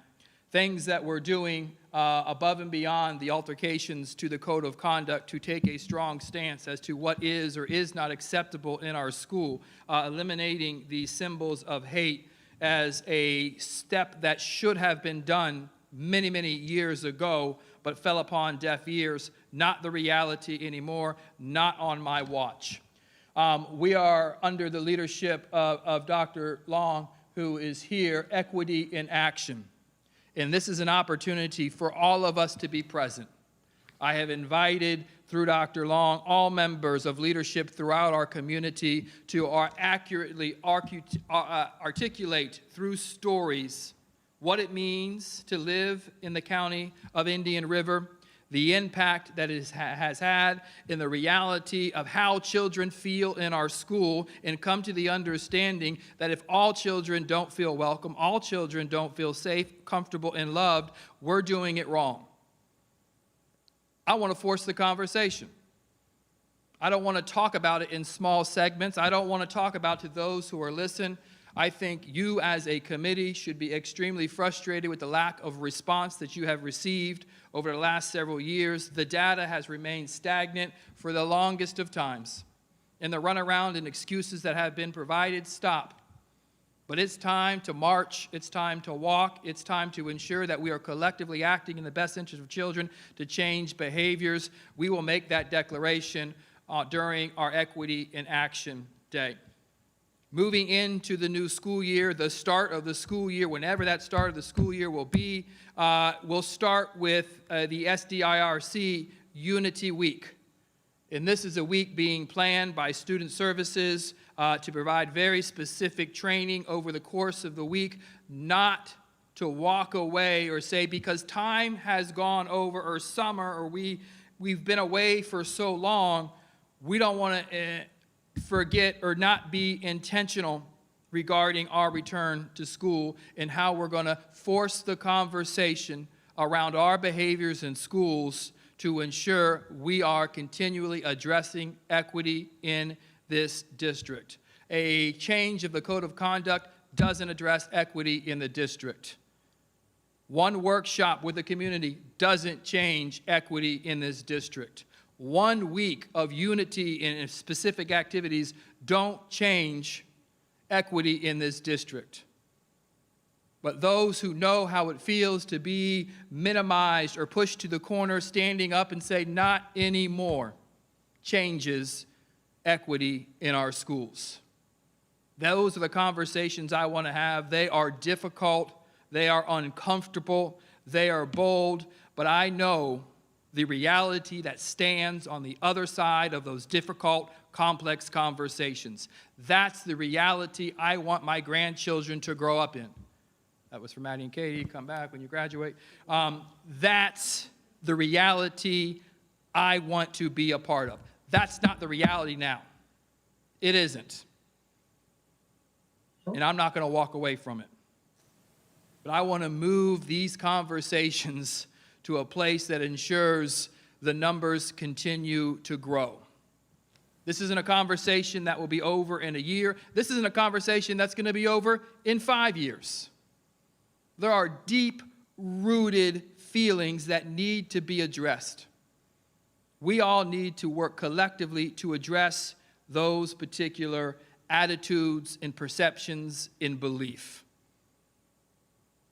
When I started to seek opportunities to serve as a superintendent, I did not know where I would end up. But my wife constantly reminded me, you're going to end up where you're supposed to be. And each and every single day, even amongst the stress and the pressure and the constant look at how we're creating meaningful environments in the midst of COVID, I know I'm in the right place. And I'm excited to be here, and I'm excited not to lead change, but to walk shoulder to shoulder, to put our collective shoulder to the wheel, to do this collectively and together. That is my presentation for this evening. I apologize for being lengthy, but always here to answer any and all questions that come my way. I'm excited to be your pain in the butt, because that's what I'm going to be the entire time you're here.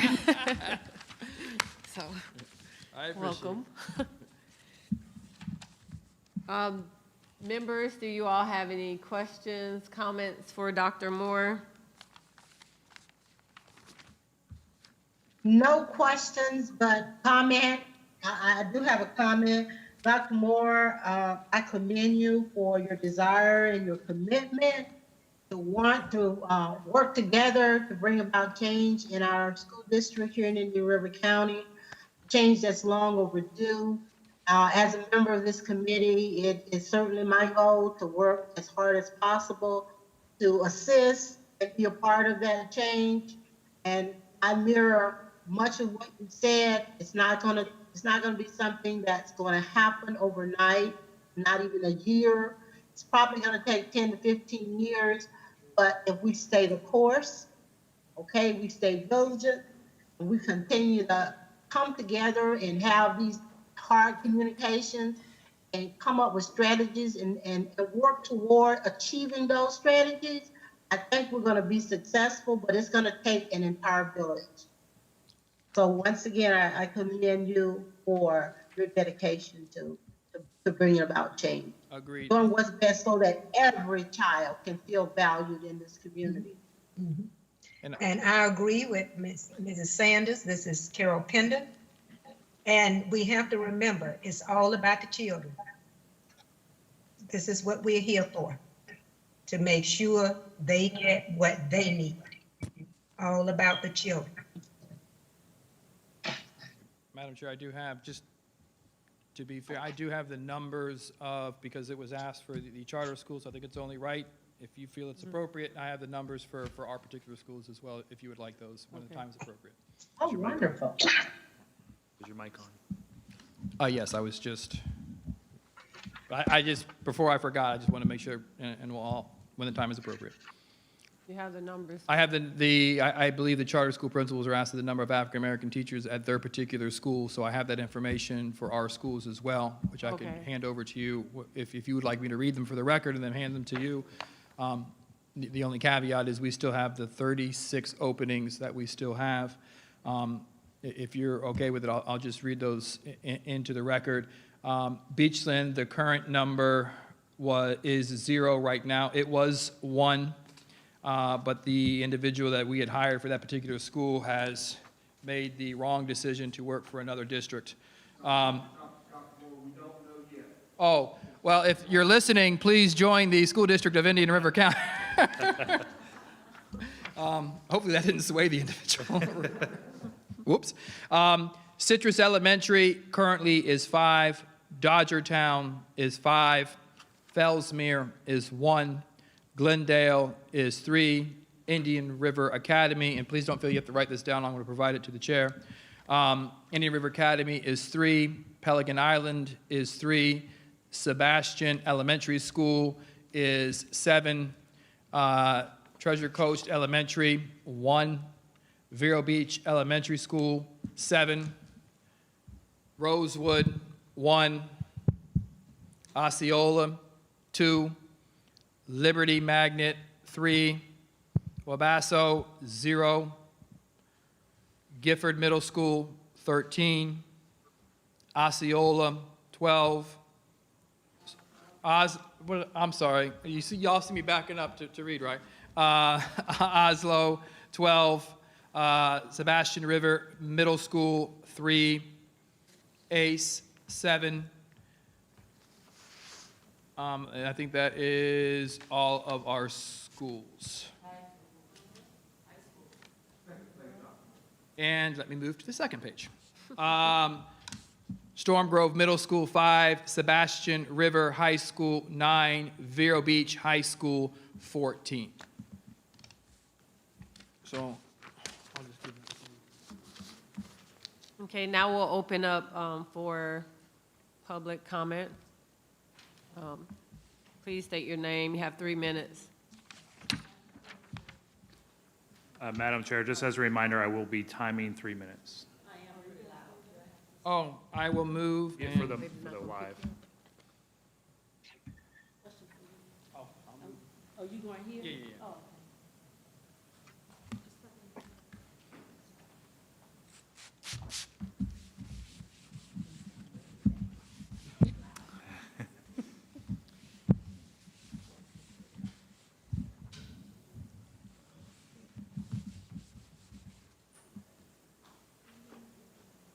I just had one question about the school, the process of us going back, the kids going back to the school. I did hear on the 10 o'clock Facebook, if students have to be quarantined for 10 days, my question is, what will happen with their education? If they are brick and mortar, number 1, and have to be quarantined, they're gonna miss 10 days of school. How are they gonna get educated and a quality education, not just paper packets or something? Through the chair, it is a hard and complex question.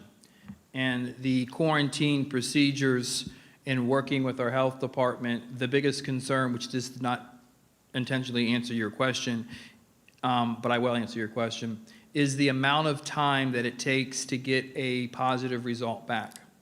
And the most concerning thing of everything I learned yesterday is that the wait time in some scenarios is 14 days, which is the quarantine time.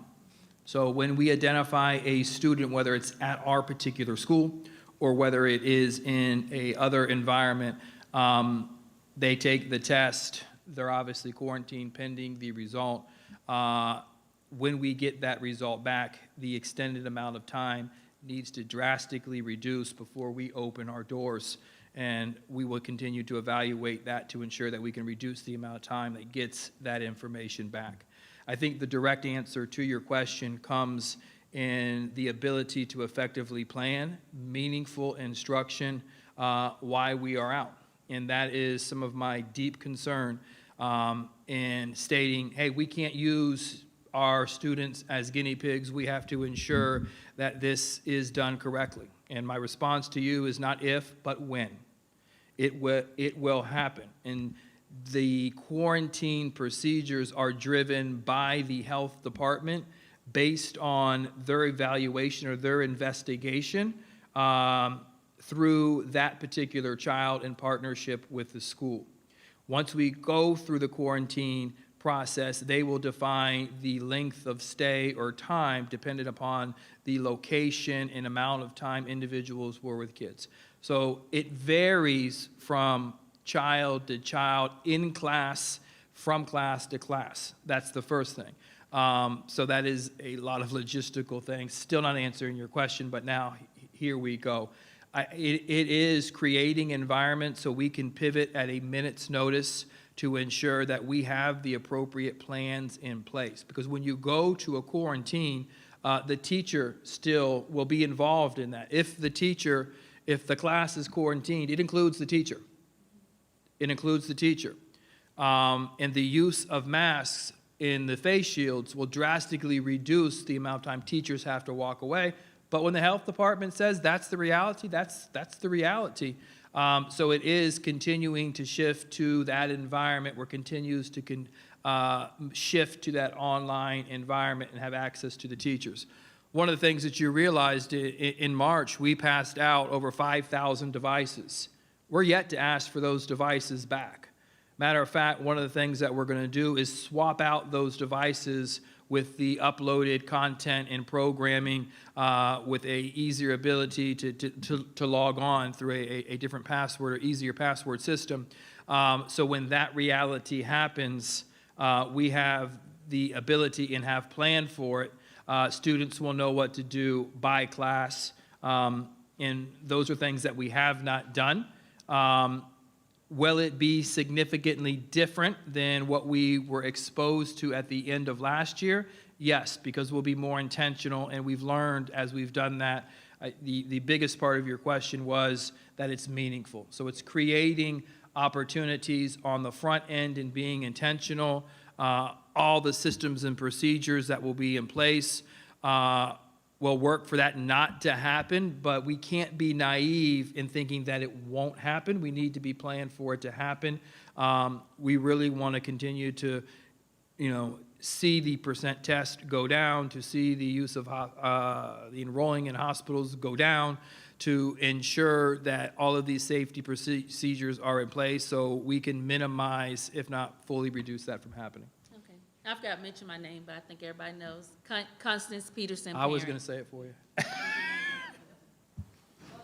Yeah.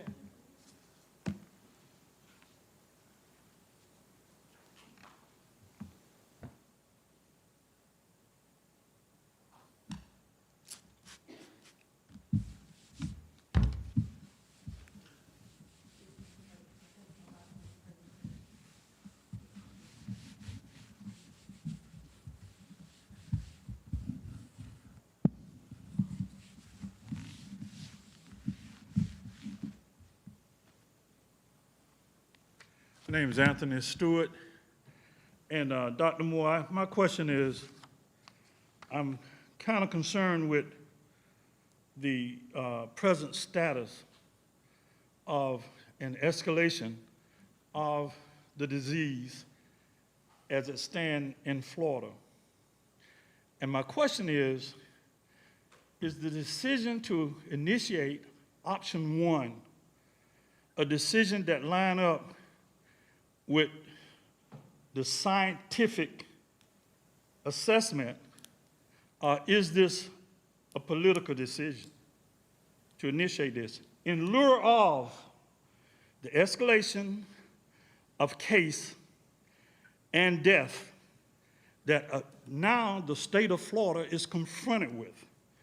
Now, and if it is lining up with science, which we do teach in school.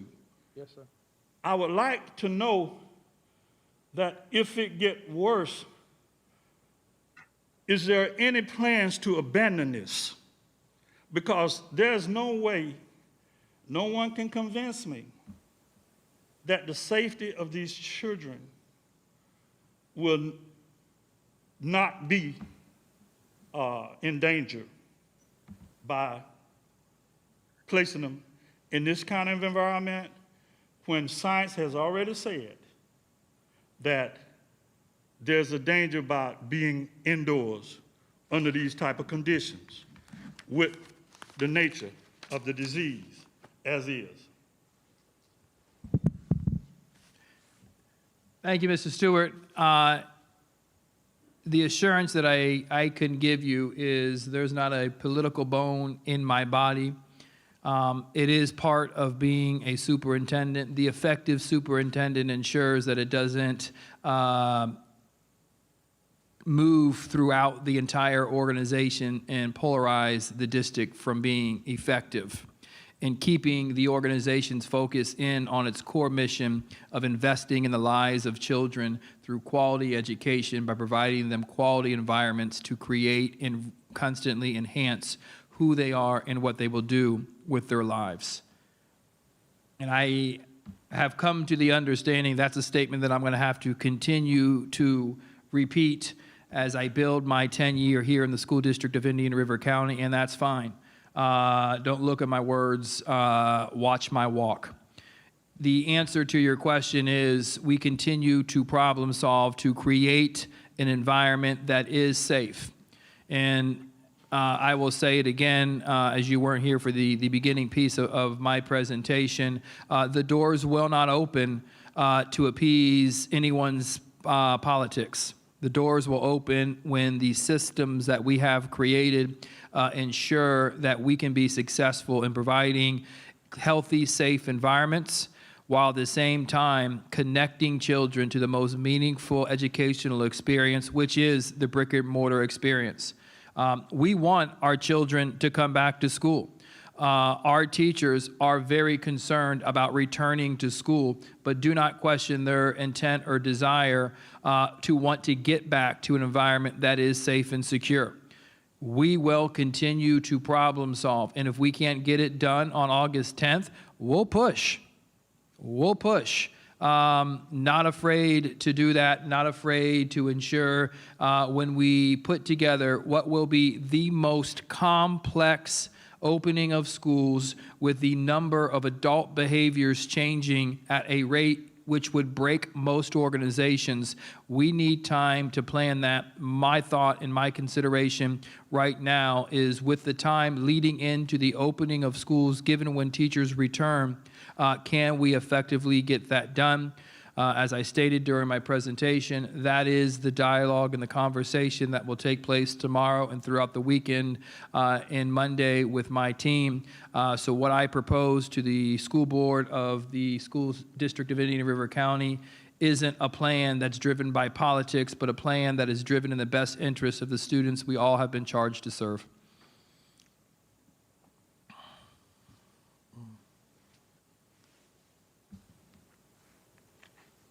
Is there any more citizen input for this section? Okay, so I make a motion to amend our agenda. It's pretty lengthy tonight, and it's clear that we're not going to get through this agenda. So if we could move HR, personnel changes, reorganization, up to number 5, and then have those others discussion on recap of Equity Summit on down maybe for our next meeting. So, Madam Chair, I'll support moving that up to number 5, but if we could kind of see how much time we have left after doing that, then we'll discuss whether we want to table that item for the next meeting. Okay, can I get someone to second? So you second it, all in favor? Aye. Any opposed? Thank you. So the reason I had recent personnel changes and reorganization added to our agenda is because I received a number of emails about the organizational changes, and I basically just put them all on a paper to discuss. But do you all want to go through the changes first and then? Sure, that'd be great, yeah. Okay.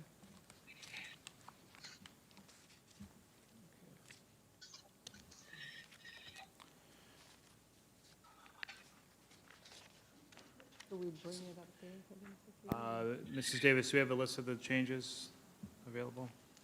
I believe it's in our backup as well, if I'm not mistaken. While she's bringing it up, Chairman Green, is there any particular area you want to focus on? It's Well, a I pretty guess- lengthy document, so. Yeah, so it's the consent agenda, 62320 personnel recommendations. There actually is, I mean, I could just read what was sent to me, basically, but there is, it speaks to, so first, the community, they emailed and they said that you have, superintendent has circumvented HR, created new positions, did not post positions nor interview anyone, just appointed people, and it was all approved in the same meeting. So they had an issue with the position being created and approved for the appointment in the same meeting. It says, this raises concerns of equity in HR. Appointments overlook those who may be better qualified for the position and possibly does not give the opportunity for competition and some, I can't read what I wrote there, but, Oh, got it. sorry. Through the chair, very, very similar to the conversation we had with the school board during the approval of that particular item. It was a discussion during that particular meeting. Is it in the right of the superintendent? Absolutely it is, as it was approved. The conversation that I had then is the same conversation that I have now, and the evaluation of where the system sits as a whole. My philosophy always has been to organize a district to be systems of support, to minimize the burden on principals, to ensure that they are instructional leaders. As I went through that presentation, it was supported by an extremely lengthy supporting documentation that provided the rationale for each particular move. In the evaluation of the individuals within the district, in conversations with our current principals as well as district leaders throughout, it really was a twofold conversation. Where are your desires to move and serve in serving children, while at the same time, where are there unique and specific skill sets that are void within the system as a whole? In my evaluation of where we were not organized correctly, while at the same time looking at the talent, and make no mistakes about it, there is a great level of talent in this particular district. It was moving rapidly and quickly to ensure that we're prepared to open schools. The outcomes that I have promised the school board, that I have promised the community, and the shifts to obtain those lofty goals that we've established in the strategic plan that is going to be approved. Really, in my reflection, my thought, and prayer, I exercise my right to appoint those individuals in those particular positions. The conversation at that particular evening with the board members is we need to move and walk away from that particular practice. I understand that you have the right to do it as superintendent, but it isn't something that's looked on in a very positive light, and that's just the truth, and that's probably why you're asking me about it tonight. I fully own it. I fully acknowledge the concern that has been raised, but I stand behind the individuals who were moved, and I stand behind my desire to create systems of support that ensure principals can be focused in on teaching and learning, and everyone who is a part of this district team will fulfill their commitments if they're to remain on the district team. And there is a pace in which this district office will move, and individuals who can't keep up with that pace will not be happy with me. And that's just the sad truth. But it is a great happy truth, because the reality is I'm not here to be a part of any good old boy network, never have been, never will be. I have my wife, I have my 2 daughters, and that fulfills me, them and this work. So this isn't about I like you or you respect me. I don't have any time for that. This is about people who can get the job done, who have a heart and mind for the work, and are willing to stand up in passion and purpose to get the work done. I fully respect you asking me these questions. I understand why you are asking me these questions. I think it's your job and responsibility to ask me these questions. My commitment to you and to this community is to ensure the individuals placed in these positions bring about the change that lies in my heart and my mind, and use them to the fullest extent to bring that change to life. So that's, okay, so then that's where the question comes, because there's a question about Cindy Emerson being over instructional innovation. We all received a chart where there was FSA scoring and school scoring for the past 4 years. So in 2016, it was an F when she acquired VBE. So it went to 2017, it became a C, 46%. 2018, it went to a D, 39%. 2019, a C, 46%. And then with the FSA scoring that they sent us, basically the school scoring is on ELA is 41% for last year. Year before that, 24.8%. But then she is assigned to innovation of curriculum and instruction. So Thank you, and I appreciate the question. I had the opportunity to look at that chart. And as a principal, I was assigned to 2 comprehensive high schools that were letter grade F, one of which, as I have told the stories and you have heard, only had proficiency of 7% when I arrived. So when I look at that particular data set and how it's ranked and the way it's ranked, the school is the 16th school. But when you dig in and you look at the initial comparison year, that year doesn't include learning gains. It is a baseline. It was the year in which we're transitioning to the new standards. The state didn't even apply accountability that particular year. When you look at the population of the school, and we know it is a Title I school, a very high population of economically disadvantaged students, and then you look at the growth, not students who came in and were proficient 5 years before or have grown up in a zip code or a reality where there always will be proficient, but the growth, what you did with those particular schools. Of those 16 schools, only one moved 2 letter grades, the school that's in question. A number of the schools had remained stagnant at a C. A number had regressed in letter grade. But when you rank those schools on growth, on total points scored, it's number 1. You want to talk about transformation? You want to talk about change? Talk about what you did with children over the course of the time in which you had them and how much they have grown. That school has grown the most in comparison of those particular schools. I wasn't here when that assignment was made. I wasn't here when the decision to put Miss Emerson there, but I can tell you in complete honesty and transparency, the level of thinking at that particular school, the shifts in the changes of practices, the way teachers spoke about data, it is no surprise to me that that is the school that has grown the most.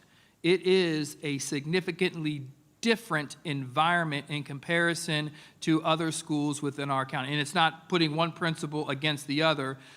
There was very intentional programming that is in place at that particular school. And then when you pull a teacher to a side and you talk to them about project-based learning, they understand why they're doing it. They understand the theory behind it. And I am excited about the work that Ms. Emerson will do in support of principals to ensure all schools aren't remaining stagnant or regressing, but provided support to provide meaningful experiences to all children. So once again, appreciate the question, understanding why you're asking. No, there's no negative intent behind it. But once again, stand behind the decision. And when I dig into the data in terms of growing students, she is one of the leaders in this district. Well, that's good. That's good to know that it is data-driven, and I'm sure they're watching, so they hear your explanation for it. The next concern was Darrell Brown going to ACE. They said that, so basically, it's three parts. So Darrell Brown getting transferred to ACE, and another new principal who is a black male being transferred to Sebastian River, and also Eddie Robinson, new principal, black male, being transferred to Oslo, all being big schools. They're concerned that both have limited experience, both placed at big schools. Community feels they're being set up to be treated the same way Darrell Brown has been treated, with no being in a principal position, no support, and forced out after 2 years. So that's the concern with. Through the chair, and I'm glad you answered me that particular question, because it provides me the forum to say that Darrell Brown has a heart for children and is and will be an absolutely outstanding principal. And I can tell you this wholeheartedly, and not saying anything that I haven't said to him privately, he wasn't supported. He was set up to fail. And those are the words that you just said, and I'm validating that for you and the entire community. That is the truth. And it is a dang shame. And I'm looking forward to the impact that Principal Brown is going to have in the near future. And if you want to talk about a person of integrity, go back and watch his graduation speech that he gave to his graduating class. I don't get outspoken much, but he did it right after my presentation with his speech. And I think that speaks to his character. It speaks to his willingness to be in service of children. In my personal conversations with him, I am looking forward to great things. And the assurance that I can give you as it relates to the other individuals is, A, they all have already been assigned mentors. We will not abandon them. The whole organizational design, above and beyond the mentors that those new principals have already been assigned, they are in a program that will last over the course of this entire year, which is very specific training, above and beyond that mentorship, to grow them as a principal. And as I have already mentioned once during this meeting, it is the most rewarding job you can ever have to see principals. There's a few principals that are in this audience who will know it to be true. I had the advantage when I became a principal of a very complex school. I could call my father, who was a principal for 21 years. I had a system of support in that district, which I was able to establish friendships and bonds that I have to this very particular day. I'm looking forward to creating those environments for all of our new principals as we continue to problem solve and grow them and make them world-class educational leaders. And the real secret to a district success, whether it is 22 schools or 326 schools, is very simple. World-class educational leaders and world-class teachers in classrooms. And you need both. Once you have both ingredients at school sites, it's just a matter of supporting them, and great things will happen for children. Okay, so, and their comment was also that there was already a hostile work environment for Darrell Brown, the previous black male principal, and they're concerned with Chris Cummings coming into that environment. And just to speak to that, and spending a very long rainy day at the school for graduation, already seeing the change, how he handled the ever-growing situation with graduations and how we continue to problem solve around that, and the leadership that he provided and the relationships that he's grown with that outgoing class in a very short time. Very excited about the opportunity that stands in front of him, and very excited about the level of support that we're going to provide to him. Okay, and then the last comment pertaining to Darrell Brown was they referenced Ann Bieber, saying that she has been renewed with such high turnover rate of teachers since her arrival 3 years ago, and that did not warrant a transfer to alternative school. So I guess they're seeing alternative school as somewhat of a demotion for Darrell. I was a principal of an alternative school. My dissertation, which I'm still paying for, is on alternative school. My desire to become a principal was solely to be a principal of an alternative school, Miami Douglas MacArthur Senior High School South, which was the largest alternative school in Miami-Dade County Public Schools.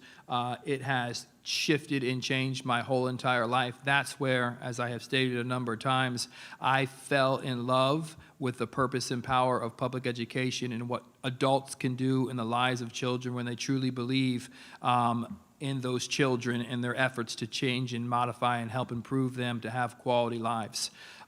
So I have a dissertation to back up and put up against anybody who thinks that alternative ed is a demotion.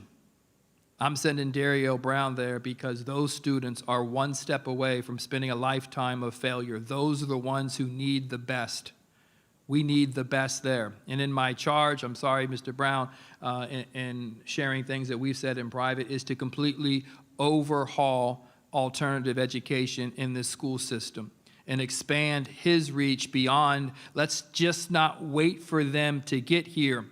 If I asked Ms. Emerson, who do you think your students are that aren't connecting to teaching and learning right now in elementary school? Why do I have to wait for them to get to A 7 or 8 years later? I want to create an alternative system that is working on the front end of the expulsion or the removal of the traditional environment. That's the work that I charged them to do. That's the work that I want to create. By no means is an alternative assignment principal a demotion.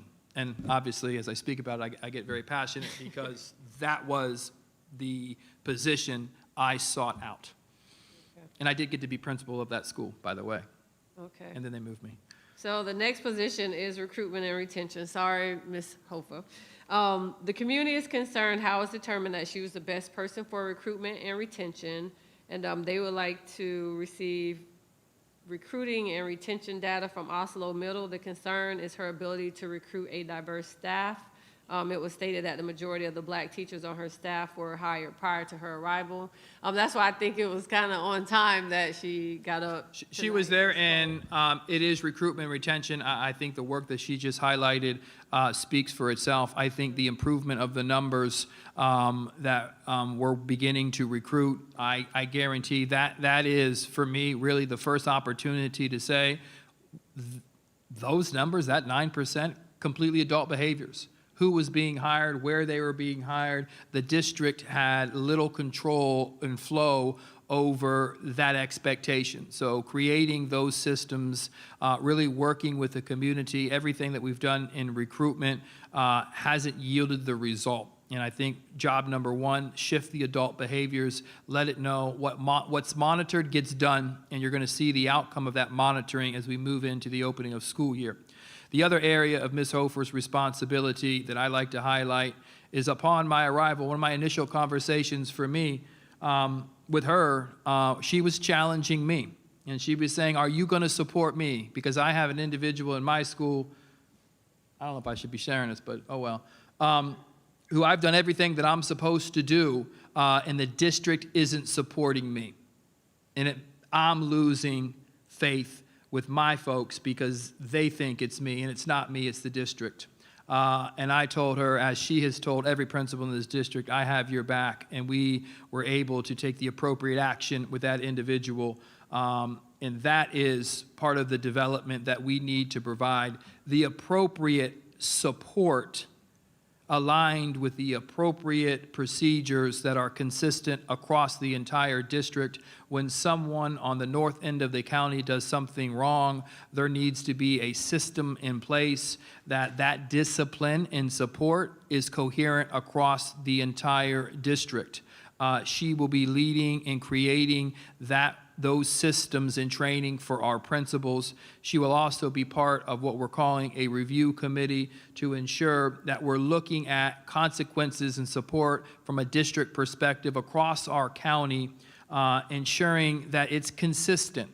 So not looking at individual name, but looking at race, looking at ethnicity, and looking at the inappropriate behavior or whatever was done, and ensuring that we are being consistent from school to school.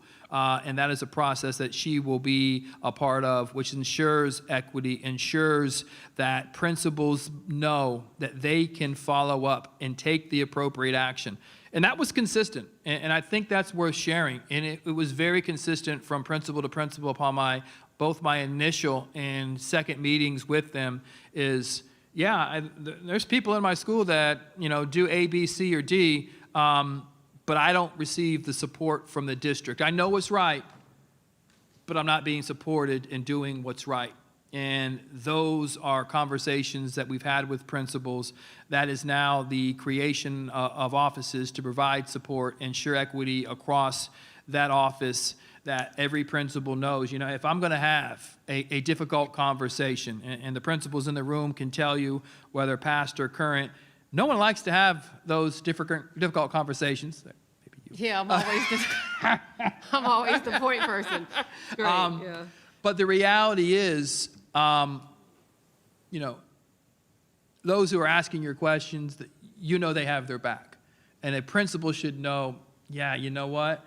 The district has my back. I want to stand up for what's right for kids, and I don't want to have to shift or change my message. And I'm looking forward to providing that support to principals. So then the last two, sorry guys. You said that was You have like 6 pages in I front know, of you. it's great. I was like, we're gonna stop after these, but No, I'm always the person that's asked to ask these questions, so I lose friends every meeting, basically. So then the statement was about Sebastian River Middle School. I guess there's no Black administrators or counselors at the school. Also, Kelly Ward was recently transferred to the school, and now is back with Michelle Holmes and Todd Racine, and they were saying that there were issues at Sebastian River High School when they were all together, said that there was a rise in suspicions and disciplines of Black children, Black and brown students, at a higher rate than other children. And the person who submitted this, one of the people said that they had an issue themselves with what happened with their own child. So I guess the concern is, that school is filled with diversity, children of color, but there's no representation on the administrative level. And how can community feel comfortable that we won't have those discipline issues again?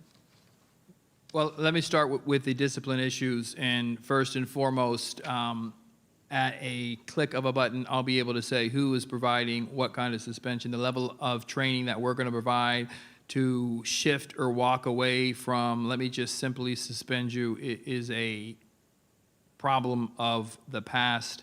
Some of the comments that you just made, I am hearing for the first time regarding scenarios and this, that's, and the other in regards to relationships.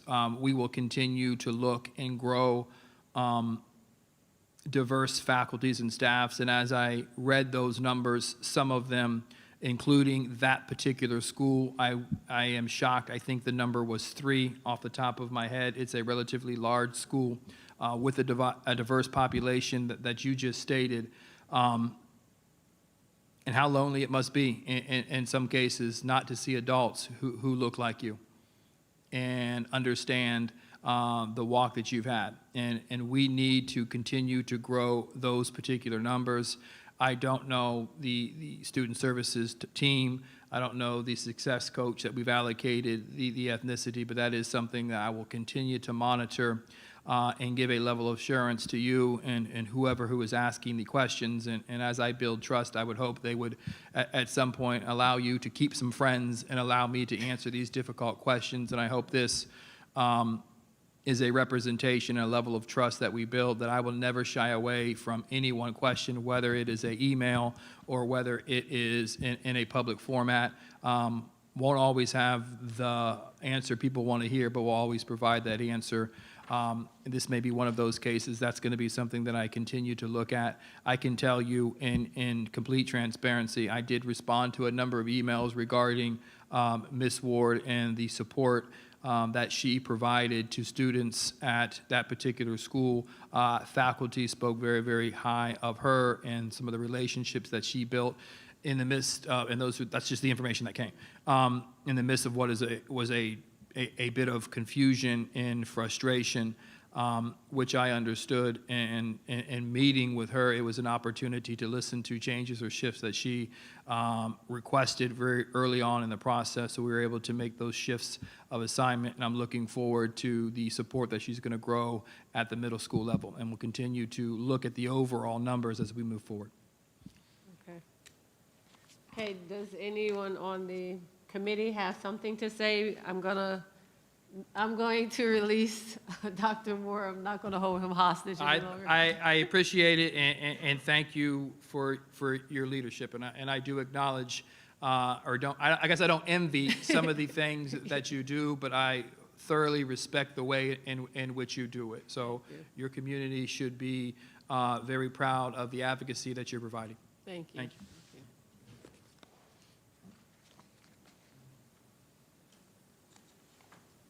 Okay, so any comments on personnel changes, anyone? No, ma'am. Okay. Well, I guess that went fast. All right, so then on, Madam Chair, yes, I hear you. I would like to say, if I may, I'd like to thank Dr. Moore for taking the time to really explain. You don't have to defend your decisions, but it's really, I appreciate you going through all of it and helping us to understand those choices, those placements. I agree. I appreciate that as well, Dr. Moore, and doing it in good spirits, so I appreciate that. So then the next area, are we going to go to the next section, or? That's up to you, Madam Chair. We are approaching 8 o'clock, so we've been here since 5:30. So I think the only thing that we really might want to look at is maybe a real quick discussion on the equity summit, since the African American Treatment Plan will be approved soon. Other than that, I think we can table the other items. Okay. But we would also have to have a different meeting, so to do that. Yeah, so maybe we should discuss doing a different meeting first, Sure. another meeting.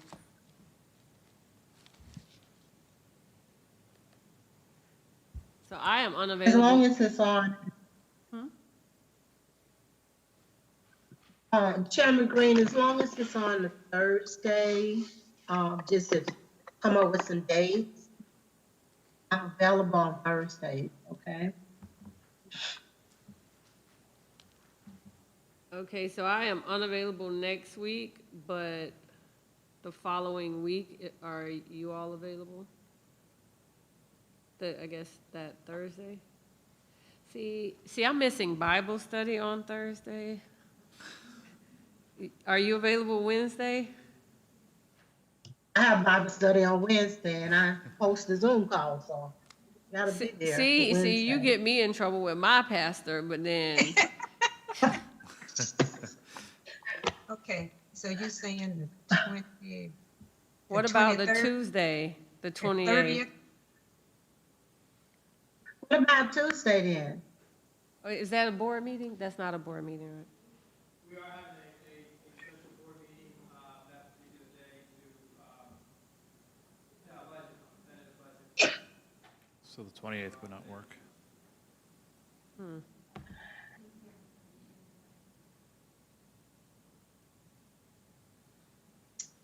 So the 30th, I guess? Because I got a meeting next week. Okay. Madam Chair, what about Tuesday, August 4th? Okay, August 4th. What about August 4th? August 4th it is. There's something happening August 4th.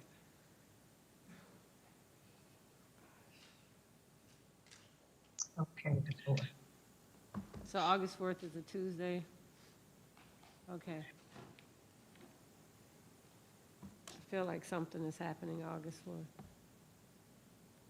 Check your calendar. I'm checking my calendar. I'm looking.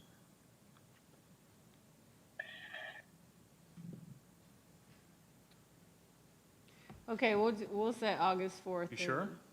I'm not sure, but Is there a different date that you want to recommend? No, because then it's Thursday again. What about Monday, August 3rd? August 3rd is good. Okay, August 3rd. Okay, I can do that. I can do the 3rd also. August 3rd at 5:30.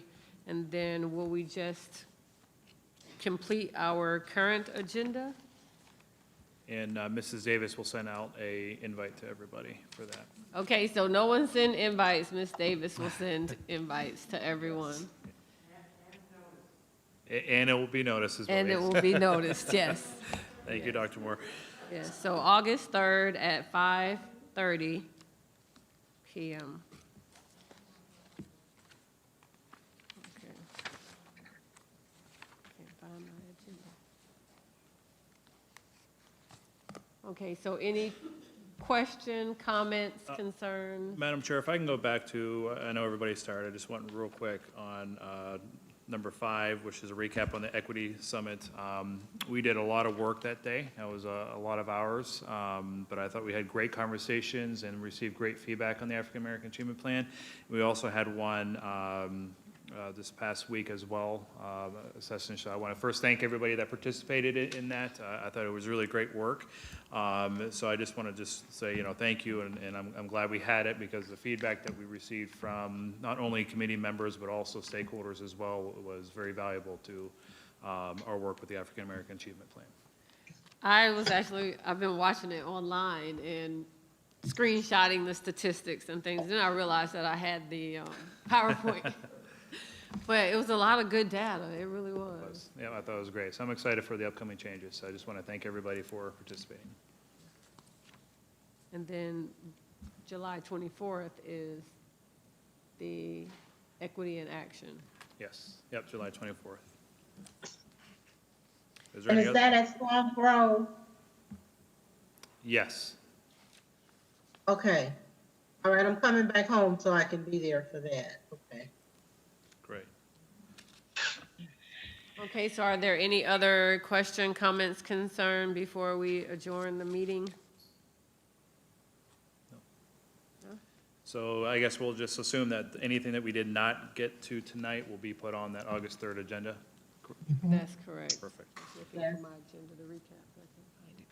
All right. Okay. That's it for me. Okay, well, thank you all for coming out. We appreciate you being here today. And the meeting is adjourned.